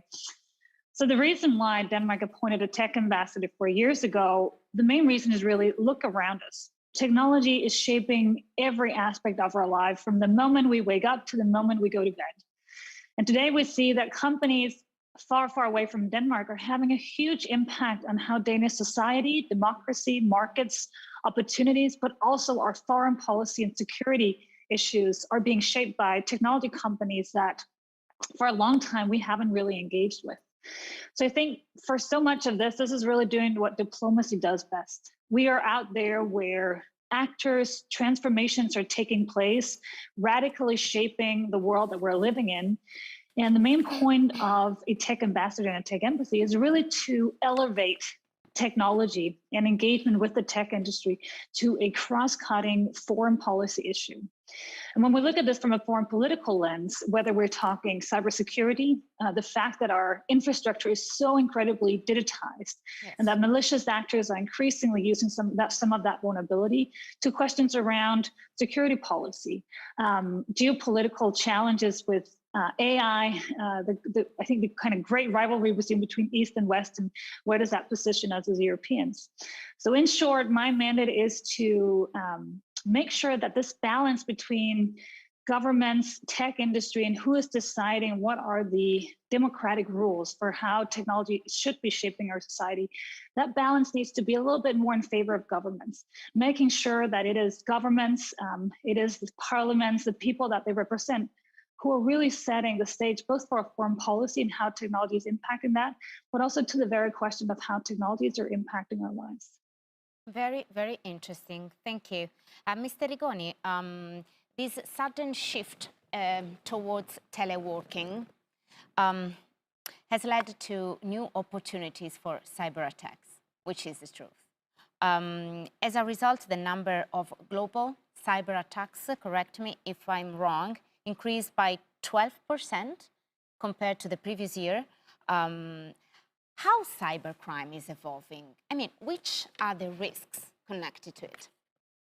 So the pandemic, of course, boosted the adoption of digital services. We stayed home. We needed to go to banks. Yes. So people that were not using online banking, they moved to that. That has been an El Dorado also for cybercrime, because it meant exposing a complete new set of targets. So people that were not used to access digital services to the attacks of these cyber criminals. There's a second dimension. It's not only the users of digital services. It's also about the operators of critical services. For example, traders in trading rooms had to work from home, or operators of railway companies or electric companies.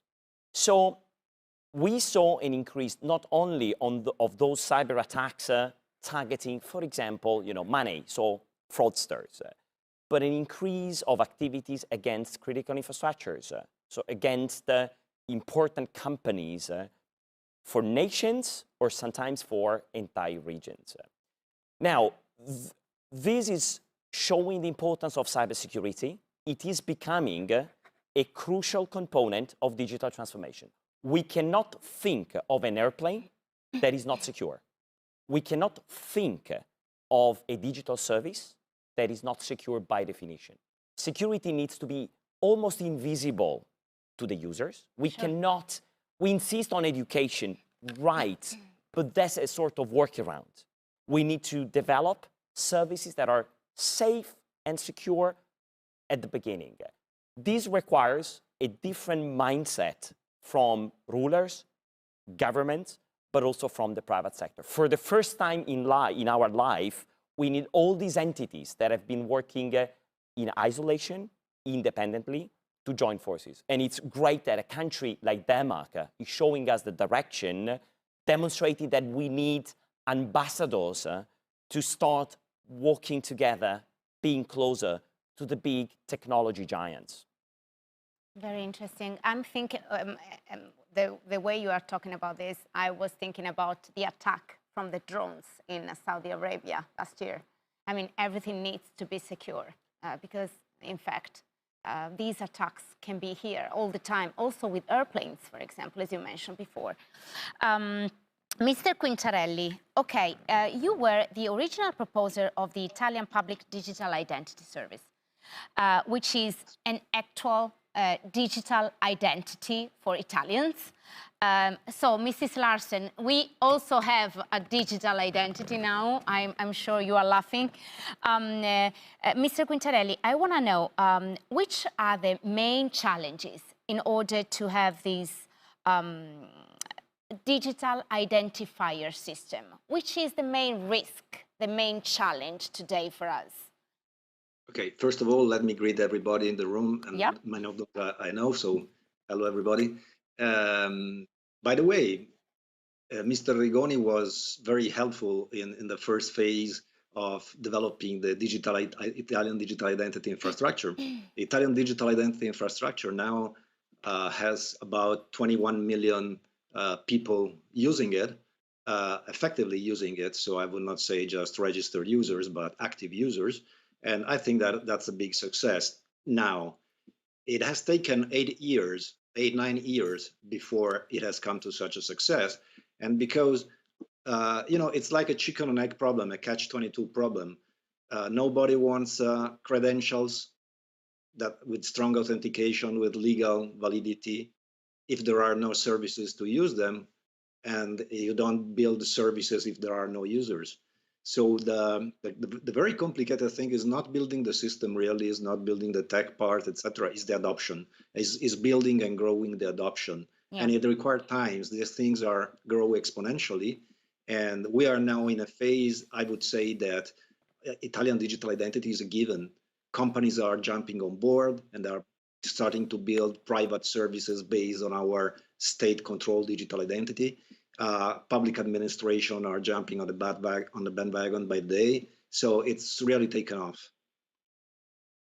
Right, thank you. Mr. Ju, governments, as been said many times, need to keep up with all these transformation, which is very important nowadays. How could the international community step up these efforts in order to have a smooth access into all these services, public services we have today? Thank you. Thanks. I think when we look at the government services provided through digital technologies, we see a couple of trends. On the one hand, you see that overall, across the world, based on our surveys of 193 UN member states, the overall trend is improving. But along with that trend, you also see a kind of a duality, what we sometimes refer to as digital divides. We have about a little bit less than 1/3 countries that are very good at providing digital services. I think the Italian Digital Agency is a very good example. But we also have about 1/3 of countries that are a little bit in the middle. And then 1/3 of countries that have just barely minimal public administration and government services provided through digital technologies. So facing this duality or the divides, what can we do? I think a key measure is to actually, through peer learning, and I think the previous speaker from the Italian Digital Agency laid out very well, that once you have the platform and once you have the digital infrastructure, the key is really to build up the capacity to practice. And that is what really missing now. So throughout today's discussion, we see and we have heard that on the one hand, we have really rapid progress in digital transformation and digital infrastructure. But on the other hand, there are a lot of people that are being left behind. And you see this digital divide across the whole system. So the key to solving this problem is, in our view, through peer learning. That is, governments and countries, they help each other, they exchange lessons. Yep. But that platform is missing. So I would say the short answer to your question is that let's build up a possibility, a platform for countries to come together to exchange lessons. And I would, use this opportunity to actually throw the challenge to the Digital Agency of Italy. What will be the Italian Digital Agency be willing to do to help other countries build up the digital services, government services through digital transformation? I'll stop here. Thank you. Thanks to you. And let's have some concrete examples right now with Mrs. Coco. A government represents a unique possibility to facilitate citizens' access to public services. Sometimes we have this sort of feeling that we have separate digital systems inside the same public administration. How the city of Milan is doing about, as far as interoperability is concerned? Yeah, we have spoken up to now about security, and security, it's a huge problem or opportunity, depends. On the other side, the second big challenge that we all have is interoperability. Across public administration, we have thousands of entities working on data, and most of them consider data as a lever of power. data are not power themselves. It's the sharing of data and how you use data, which is the real power. What we did at the very beginning of our mandate in the municipality of Milan was to begin with a very large technological project, which was an interoperability plan, because we knew that within our municipality, we had hundreds of databases. But even if those data were very accurate and secure and very well managed, they were not interoperable. And so we couldn't use them to offer services to citizens. That was a huge problem. So we began one by one to build a large smart lake that all of us could use, not for the data themselves, but to work with data to provide services. Because as I usually say, technology shouldn't be the ultimate goal of a technological plan. The ultimate goal is to improve citizens' lives. And thanks to the work we did at the very beginning, month after month, year after year, we were able to face the terrible pandemic, developing services that were based on the interoperable plan. And we could put together all the information we had and offer services. Just one example, we have developed the citizen digital folder for every single citizen with all the registry office certificates, taxes, everything on the website. But when the pandemic arrived, people were at home with most of them only mobile phones. So immediately we have to shift all the digital folder into an app and add services. Services like where you can have your food, how to connect with the pharmacy, how to call a doctor immediately if you were in an emergency. And so we could do that because we could operate with a multiple level of data. This is just an example. So for sure, we have to focus on security because that's, and I agree with what Mr. Rigoni said, security should be invisible. You have to trust your public administration and the service that your public administration offers you.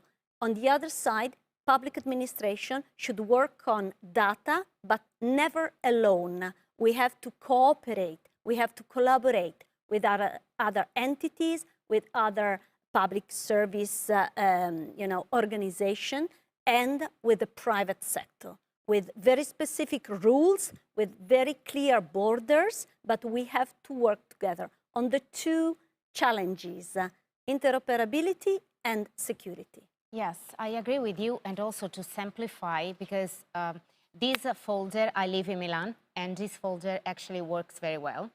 The problem in Italy is that my health folder, they cannot read it in Lazio region. So if I go to Rome, they don't read my health folder. So it's also to simplify, to not have such many rules. I mean, it's very it seems complicated, but actually it should be very simple. Mrs. Larsen, I go back to you. Technology is also one geopolitical issue, a very important, I would say. Between China and United States, like China does that and that, and United States do that and that. But Europe, European Union, what is she doing? I mean, what's the EU role in all this for you? Let's start with, I think, the very positive and optimistic outlook. Okay. First of all, right now, Europe is taking a massive lead globally in designing and shaping what should the structures, what should the legislation, what should a democratically decided technological future look like? So Europe has really taken the lead. We've been seeing it with GDPR, where obviously that's about how do we handle data in Europe, but it has had an impact far beyond European borders. So setting the standards has really been not only about regulating technology in Europe, but also elsewhere. Here where I live in California, the CCPA, which is a new legislation on data, is very much mirrored by GDPR. So I think the very positive thing that we're seeing from the European Union, and not least led by a very ambitious commission, is saying we are here to take charge on how technology is supporting inclusive, democratic societies, fair and open markets that operate on fair terms, making sure that companies, they pay their fair share also to society. So all in all, I think Europe is definitely on the right ambitious track.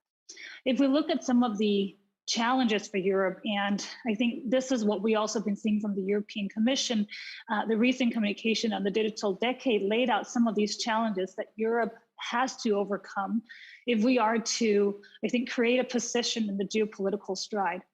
One is this question around, we have a slow growth in European ICT specialists. We simply need a lot more people who can help not only regulate in technology, but build technology. The numbers were, we had just under 8 million ICT specialists in 2019.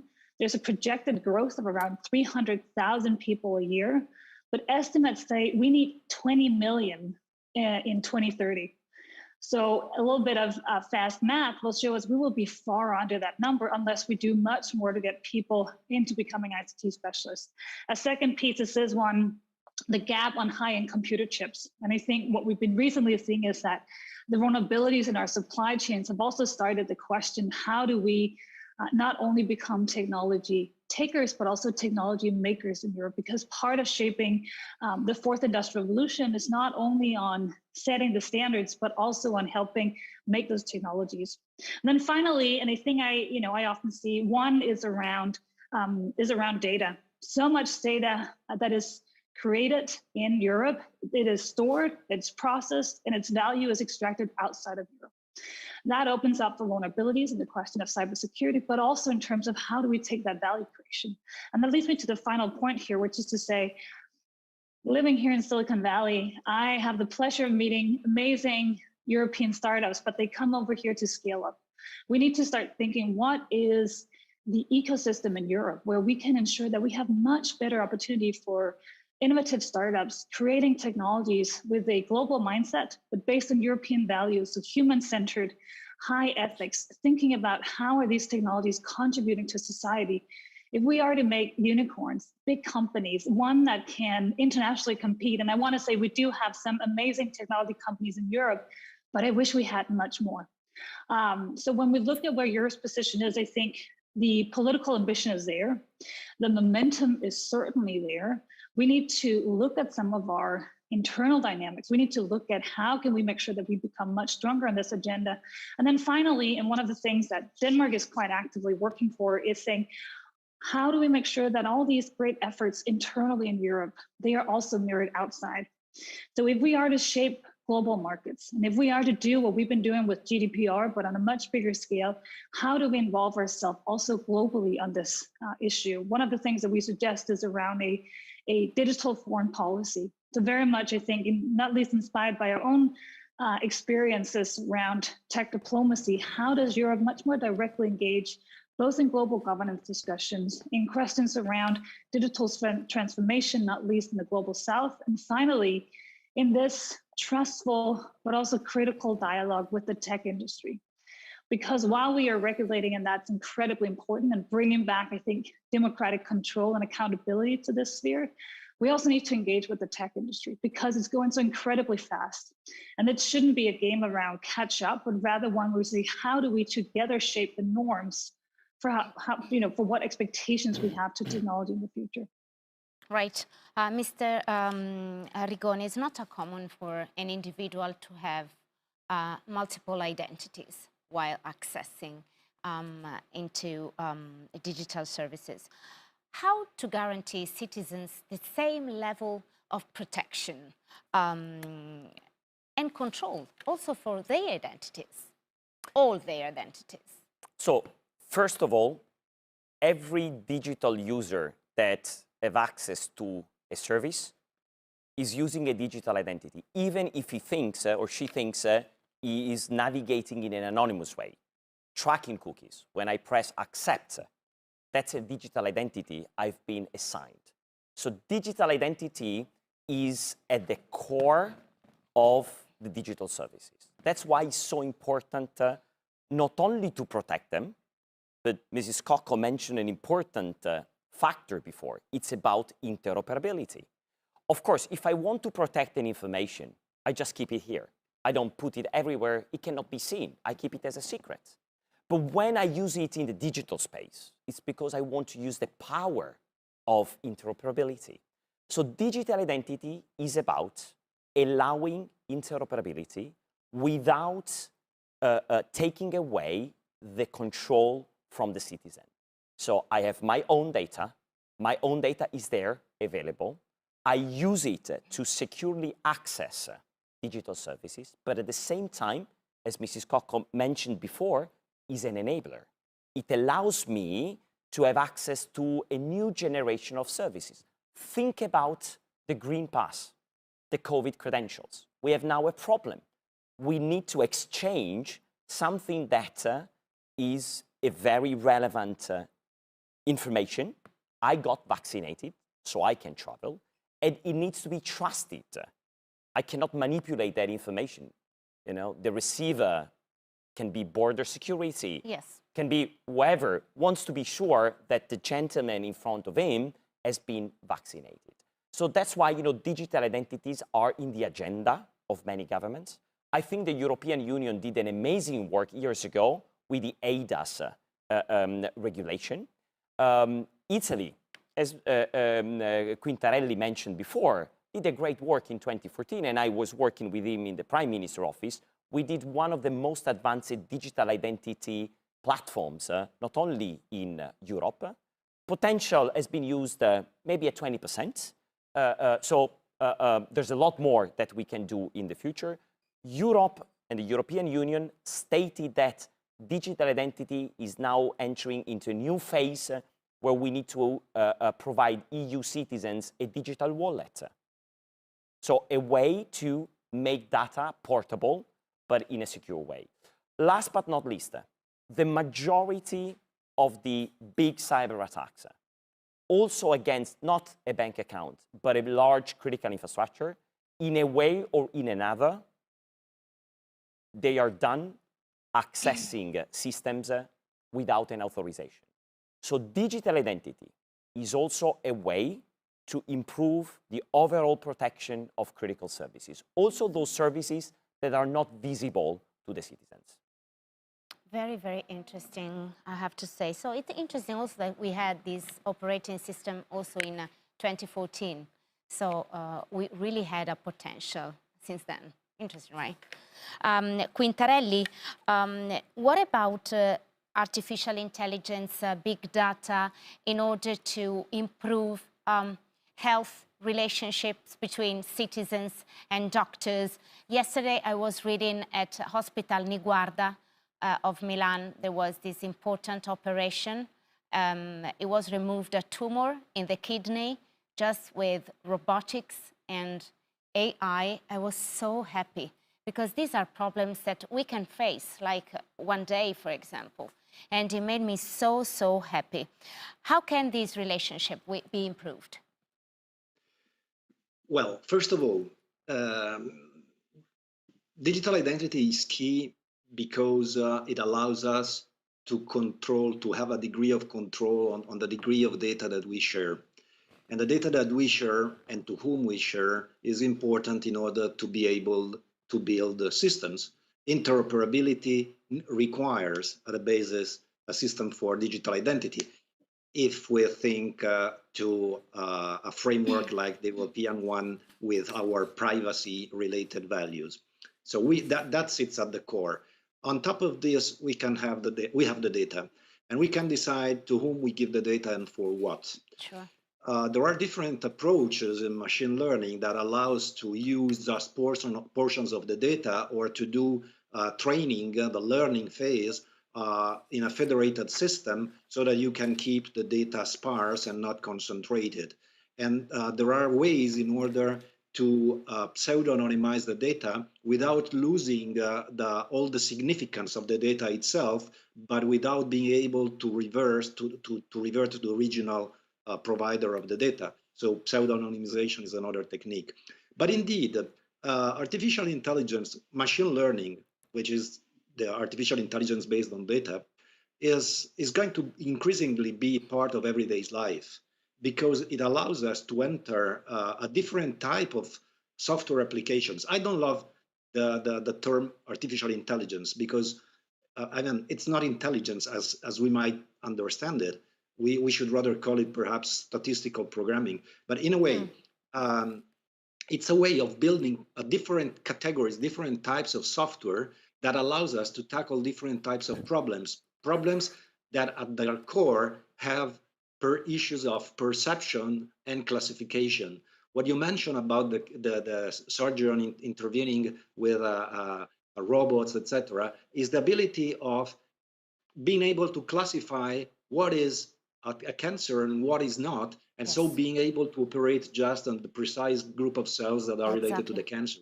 So perception and classifications are at the core, and are the new type of activities that we can develop, and those are based on data, and interoperability and digital identity, everything is linked in the end, are key to provide the data to build these systems. Very interesting, thank you. Mr. Zhu,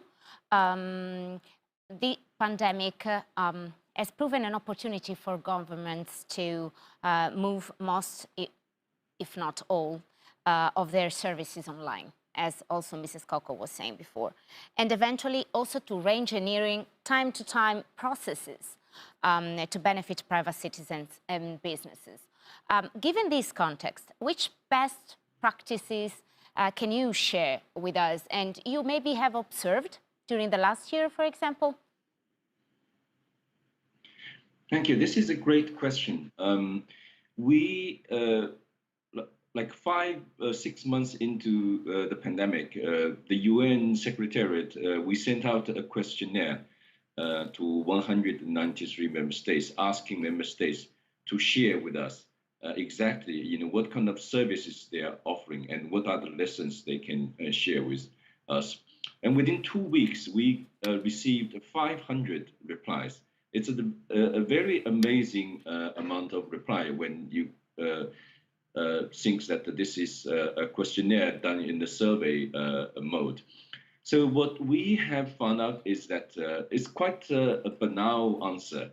That is, if a solution that is with the customer, with the user in mind, it is seemed to be adopted and used most often. So the quick message from that is that the user-friendly, the user-oriented solutions tend to be the one that are mostly effective. We have, for example, summarized a few lessons to sort of specify the features. One is certainly the ability, the easiness to use it. If a government devise a platform, a solution that doesn't keep the users in mind, then it may create problems for the users. And particularly if you think of the users include the elderly and the people with handicaps. So the ability to provide easy access to the users is one key factor. The other factor is the access. We heard earlier the example of Milan. Most of the government services are through web portals. But with the pandemic and also in case of areas where there's no broadband access, so apps become a very important feature of the provision of services. So how quickly governments move the web-based services into apps is another factor. And the third factor I would say is really the assurance. One of the panelists mentioned that the security should be invisible. In the period of the pandemic, while technically that should be the case, the efforts by government digital services to reassure users that their privacy will be protected, they will be respected, And this is a key factor for the uptake of the apps and for the use of the digital services. So if a government can provide services meeting these three basic criteria, I would say that the government has done a fairly good job in transforming the digital services online during the period of the pandemic. And I want to conclude with a comment on the Italian case, actually. The Milan has done a tremendous good job. We have studied Milan, and among the cities in the world, Milan has really pioneered the digital services. But as you yourself just mentioned, the fact that the data you access in Milan cannot be used elsewhere in Italy is a typical case of the challenges we face. That is, access defined at the local municipal level cannot be replicated at the national level. So this is the challenge we are actually trying to work with governments to see if there's a one portal, sometimes people call it a one portal or one door services, whereby everywhere you go within the country, within the territory, you can access the services provided by the government through digital technology. And the digital ID that some of the panelists mentioned can be a very effective solution to that challenge. Thank you. Thanks to you, Mr. Zhu. Mrs. Coco, countering cyber threats requires a focus also on people and behaviors. Because look at these numbers, I was quite struck by them. Human error accounts for up to 95% of security breaches. Wow. It's amazing. What's the role of public sector empowering citizens in order not to make these errors? It's a very important role. Yes, it is. When you think about a digital transformation plan, a technological plan, from the perspective of a public entity, you have to consider technology on one side, but also how you can engage people to make those technological issues ready to go. So first of all, from the entity, you have to work with the employees within the public administration, because they have to understand the value of the project you are doing and what's in it for them. So they have to be engaged and trained. And then you have to think outside, because it's totally useless to boost on digital services. You do not have the same effort to engage all citizens, and especially to let all citizens use those services. Italy was very well known, unfortunately, for its huge digital gap. After the pandemic, we got a bridge to that, but it's not enough, of course. And so public sector should be very careful in planning the same level of effort we do within the technological component, also to train, to engage, to make people ready to use those services. And at the same level, we have to, this is also, how can I say, this is a human right. From our side, we have to be sure that all citizens, all ages, all level of capacity should be able to use our services, because we have to offer the same service to everybody. And I'm very proud that Milan in 2019 entered the Cities Coalition for Digital Rights. And one digital right is also to make citizens able to use digital services. So we have to think about technology, we have to think about engaging internal employees, and we have to think how we can train and engage citizens. Right. Thank you, Mrs. Coco. Thank you, ladies and gentlemen. You have conquered me. It was such an interesting debate. Thank you so much, really, You're going to hear from me very soon, I think, for my TV show. Thank you so much, really. Thank you. Thank you.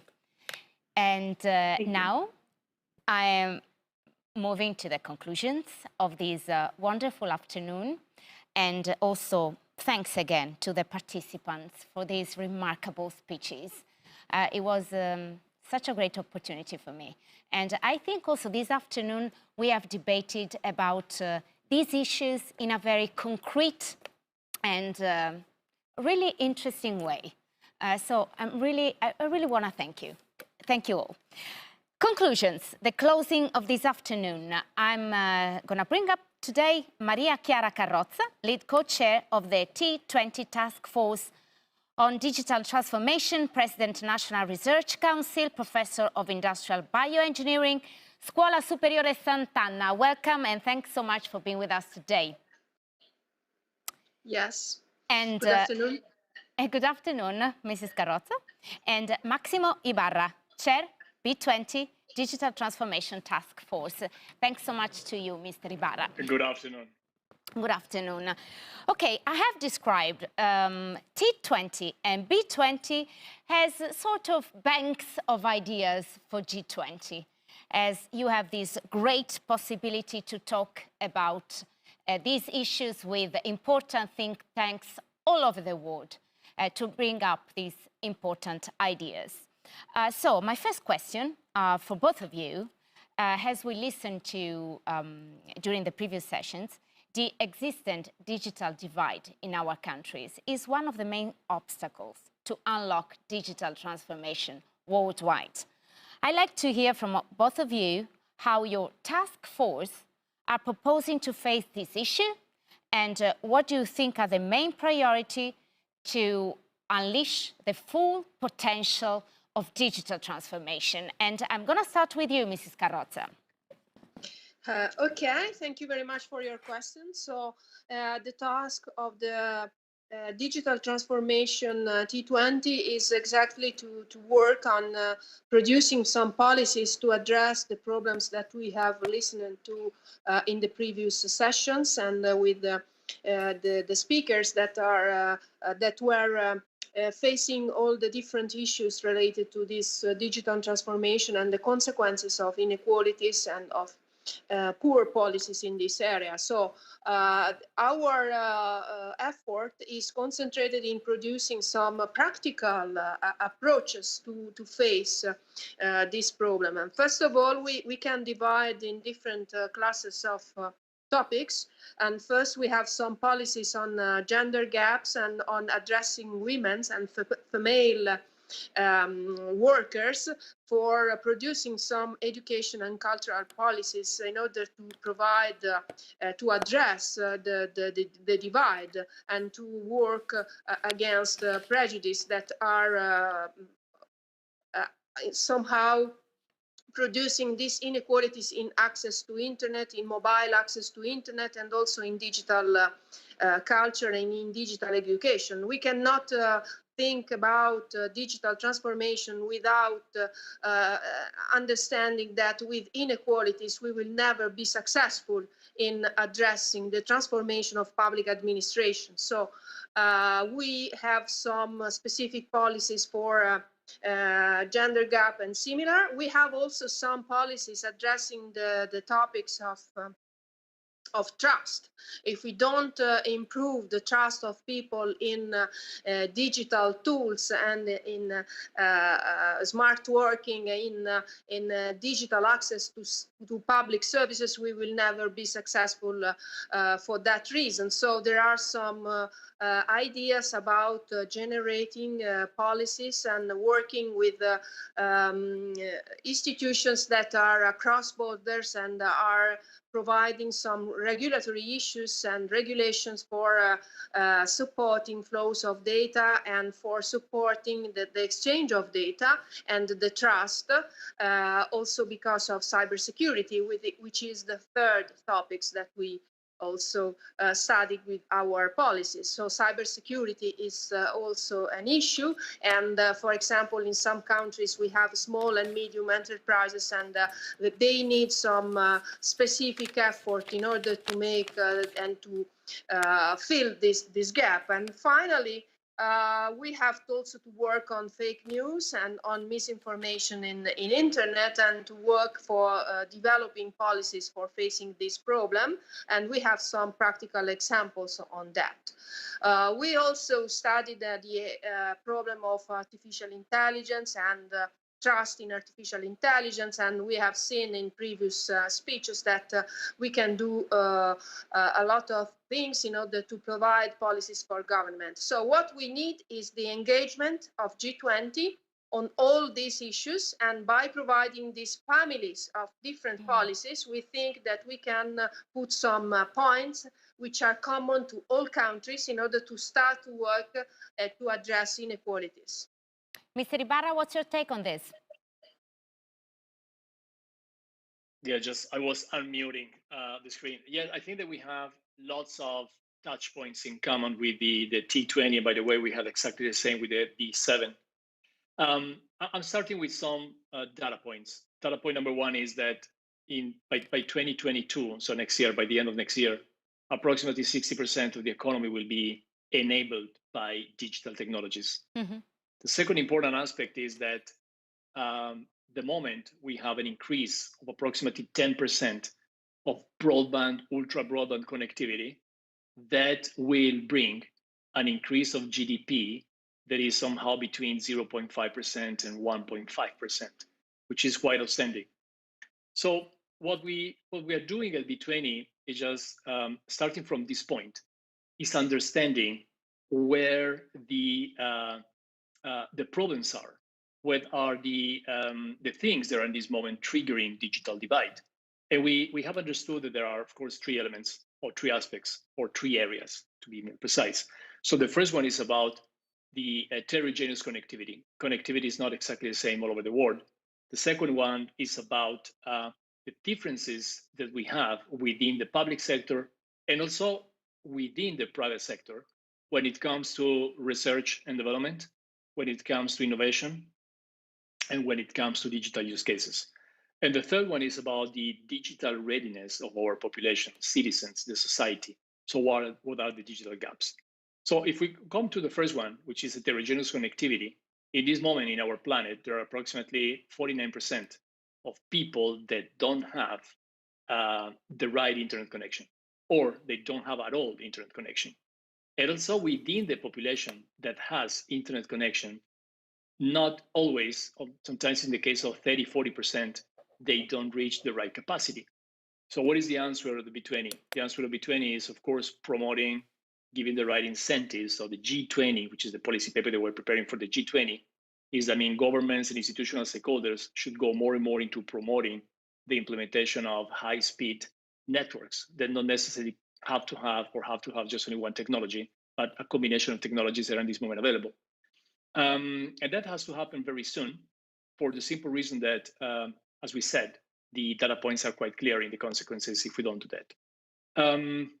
Then what we propose is that we need to promote technology accessibility more and more. And I will come back to this point when I touch base with the gap of digital skills. The second point is, as mentioned, the differences that we have within public and private. What we are stimulating to governments, the stimulus to governments is just to make sure that they can grant the right cooperation between the public and private sector. Sometimes R&D, long-term R&D, research and development can come only with the contribution of the public sector. And it's important this contribution with the public sector is always very well spot on and driven by what we consider, the most important priorities of the private sector. And we have to make sure that that happens not only for the big and the large enterprises, but also for the small, medium enterprises. In fact, we also have to cope with one other aspect, which is that 43%, which is a quite huge percentage of small, medium enterprises, they have not understood yet what are the benefits that could come from digital transformation. So we're still talking about a lot about digital transformation. Technologies are growing exponentially. All the things are coming up at the same time right now, but we still have a little bit less than half of total companies around the world that don't have the right understanding of that. So that's why also the B20 is suggesting, promoting vis-a-vis the G20 to make sure that, I mean, the right awareness is there so they can start their journey. And the last point is about the digital literacy. So here the problem is not only about what we do with the workers, but also what we do with the students, with the future workers. So we still in this moment have approximately 43% of people that are a bit concerned about what they will do in the workplace, in the world, in terms of what is going to happen to them. So they still believe, and they believe that rightfully, or maybe not necessarily very rightfully, that their job is going to be undermined by the evolution of digital. So the awareness is that, but they don't know exactly how to do, how to manage that transition. So the recommendation to G20 is to make sure that they can encourage companies to go more and more into constant training. It's not just one-shot effort, it's constant training. I know sometimes it's difficult for very senior people. I know sometimes it's not very easy for people that are above 50, 60 years old. But fortunately, I mean, somebody in the scientific community is discovering that our brain and our precortex is very plastic and flexible. So this can happen, and that has to happen more and more. So again, cooperation between public and private. And for the students, I mean, this is a very, it's a topic that we have debated quite a lot. I mean, it's always important to understand how can we orchestrate the educational program for kids. It's not just simply pushing to them 100 different mathematical stuff that they need to learn, because it is always good to have the right balance between the humanistic topics and the scientific ones. But surely we have to make sure that people, the students, the kids, understand that the world in the future is going to be a little bit different. So they need to redirect their efforts into maybe something different. So accompanying this process is relevant, not only for private, but for the public as well. Thank you. Yes, I agree with you. Digital literacy as well as financial education. I mean, sometimes we just miss that, and it's important to fill the vacuum. So thank you so much for this, Mr. Ibarra. Professor Carrozza, you and other speakers have mentioned before the importance of ethical issues, also, I like to say, security challenges that we have. How can we tackle these things? I mean, is it possible to do that? Okay, thank you for this question. We have to understand that the policies that we are working on have some clear points to address in order to provide significant ethical and security challenge facing with our government and in all over the world. First of all, we insist on education. So without investing in education, in training for workers, but in education for students. And this point is important. So I agree that we have to educate students in order to understand the risk of what they are doing and to understand how to train in future. So it is an education to be ready for training and for continuous training all of the working age. And also we have to train people with 50 or 60 years old to understand the risk in interacting in internet and how to have a good and safe and secure interaction. So we have to educate. So first of all, educate, and this is, I think, common to all over the different task forces, and in B20, T20, we all ask for some education policies, global education policies, not for little group of people in highly ranked universities. All over the world, we have to invest in education. So this is the aim of the G20, to understand that we have to reach every citizen in the world and to provide enough education to access this area. So we have to invest and to integrate on regulatory issues, to educate, but also to invest in citizens, because they must be aware of the risk and aware of the tools that they are using. Second, we have to engage governments in order to move away from analyzing things and discussing on ethics, on security, and take some action, common action. So it is time to start to move some steps on collaboration among the different countries in G20 and all over the world, and to develop some general scheme. So we have learned from previous speakers that it is important to understand that internet is human right, and a good, safe, secure access to internet is human rights. So we are dealing with human rights, because if people is out of this scheme or their data are used for business or for harming or for hurting, this is going against human rights. So the second point is to take some action, please, because we are discussing. I think we have many ideas. Now it's time to produce some specific policies to address that. Then we have to understand and to engage social media and in general, all media, in order to provide this education on different and general channels, in order to be engaged on fighting against that. So we have some challenge, some threat, which is related to cybersecurity. So we need cooperation and collaboration, not to make this as a sort of geopolitical imbalance or geopolitical issue. So I am from research, so I am very much for collaboration and for diplomacy based on a common threat. And so we learned from COVID-19 that we need some cooperation in order to face some challenges. And one cybersecurity issue is a challenge. Finally, I would like to point out that we know that artificial intelligence and data and big data are difficult to understand and difficult to manage because there are some promising tools for business. Now I think that the G20 task is to convert this idea into moving some improvement in public administration. Education and healthcare systems must be based on artificial intelligence and big data tools. What I mean that we have seen that we have some platforms now dominating the business and changing and disrupting business and creating new opportunities. Why we don't think about using those platforms also to provide services, healthcare services, education, training to everybody with some platforms accessible and secure.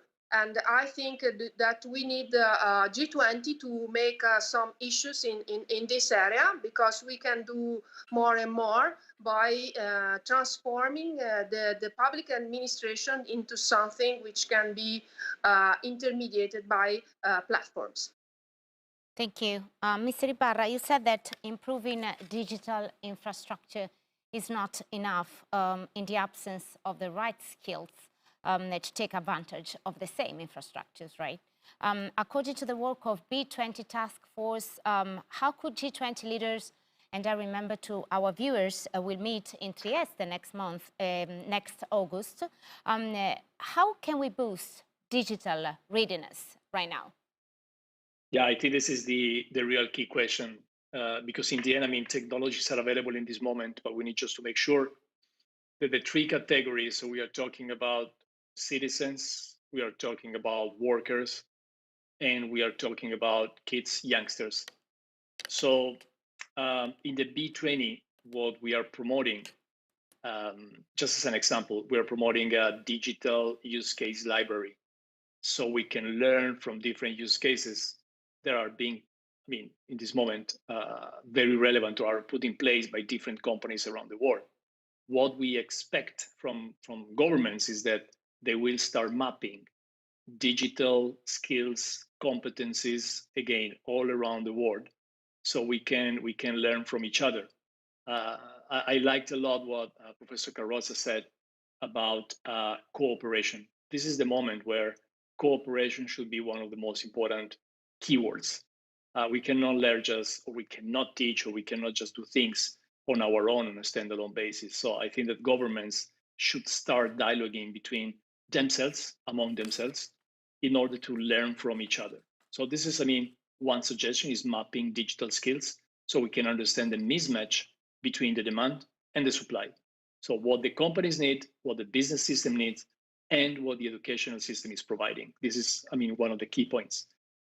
When it comes to citizens in general, I mean, citizens that are dealing with public administration, trying to access different services, not only from the public administration, of course.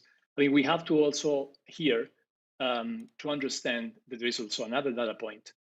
Approximately more than 45%, if I remember well, of European citizens, they don't have a clear idea on how to navigate the basic internet web world. It's not just simply getting into a social network, it's really accessing different services. So if we have a very large amount of percentage of people that don't have the right understanding what they can do, I mean, we have to start from there. So for citizens, we need to start educating citizens with very easy, basic programs on how to manage this very apparently complicated web world where there is an exponential increase of different services provided. For the workers, I already mentioned that it's about reskilling, upskilling. The reskilling is important. We have to go through that.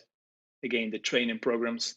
And when it comes to the training programs, and I will also say that for the kids and youngsters, we also have to have in mind that we need to train the trainers, not just training the people that have to get, I mean, an upgrade in their digital skills. So in their possibility of managing and handling technologies in a different way, in a more effective way for the company. But at the same time, we have to make sure that the ones that are, I mean, dedicated to this specific job have to be properly trained. So again, upskilling, reskilling for the workers, and for the youngsters and the kids, as has been said, so by the other panelists, it's important that we get to the right educational curricula and structure without necessarily forcing too much. We are always dealing with kids. They need an holistic training program. It's not just simply by injecting technologies in their curriculum that things will happen, but it's just making them more aware about what the future will be. So that's why it's important that education is in the top of mind of everyone, companies, governments, stakeholders, because we're talking about the people that will lead this world in the complexity of the future. But again, they need to get, of course, the right basics in the digitalization, understanding what artificial intelligence is, understanding what blockchain will provide, understanding what are the other digital enablers and technologies like the IoTs. I mean, these are and have to be part of the program, but not necessarily just offsetting all the other aspects that are important for the right educational program. But again, these are the three elements that we encourage governments to look into it carefully with the right focus and concentration, because it's where the competitive advantage of the whole system will lay. Yeah, and as far as I understand, education is the pivot in this strategy. Teach people, teach citizens, either teachers or students to learn, because education cannot be just for 10 years of our life. One have to study always, as President of the Republic Mattarella said just yesterday. So thank you to Maria Chiara Carrozza and Maximo Ibarra for being with us today. Thank you so much to both of you. Thanks a lot to you. Thanks. Thank you. Okay, so we are done. I have learned a lot today. This afternoon was meaningful for me. Let me thank ISPI and also Deloitte, because they brought so many contents in this afternoon. I am so happy. I have learned a lot, and so I hope have you. And I'll see you next time. Thank you.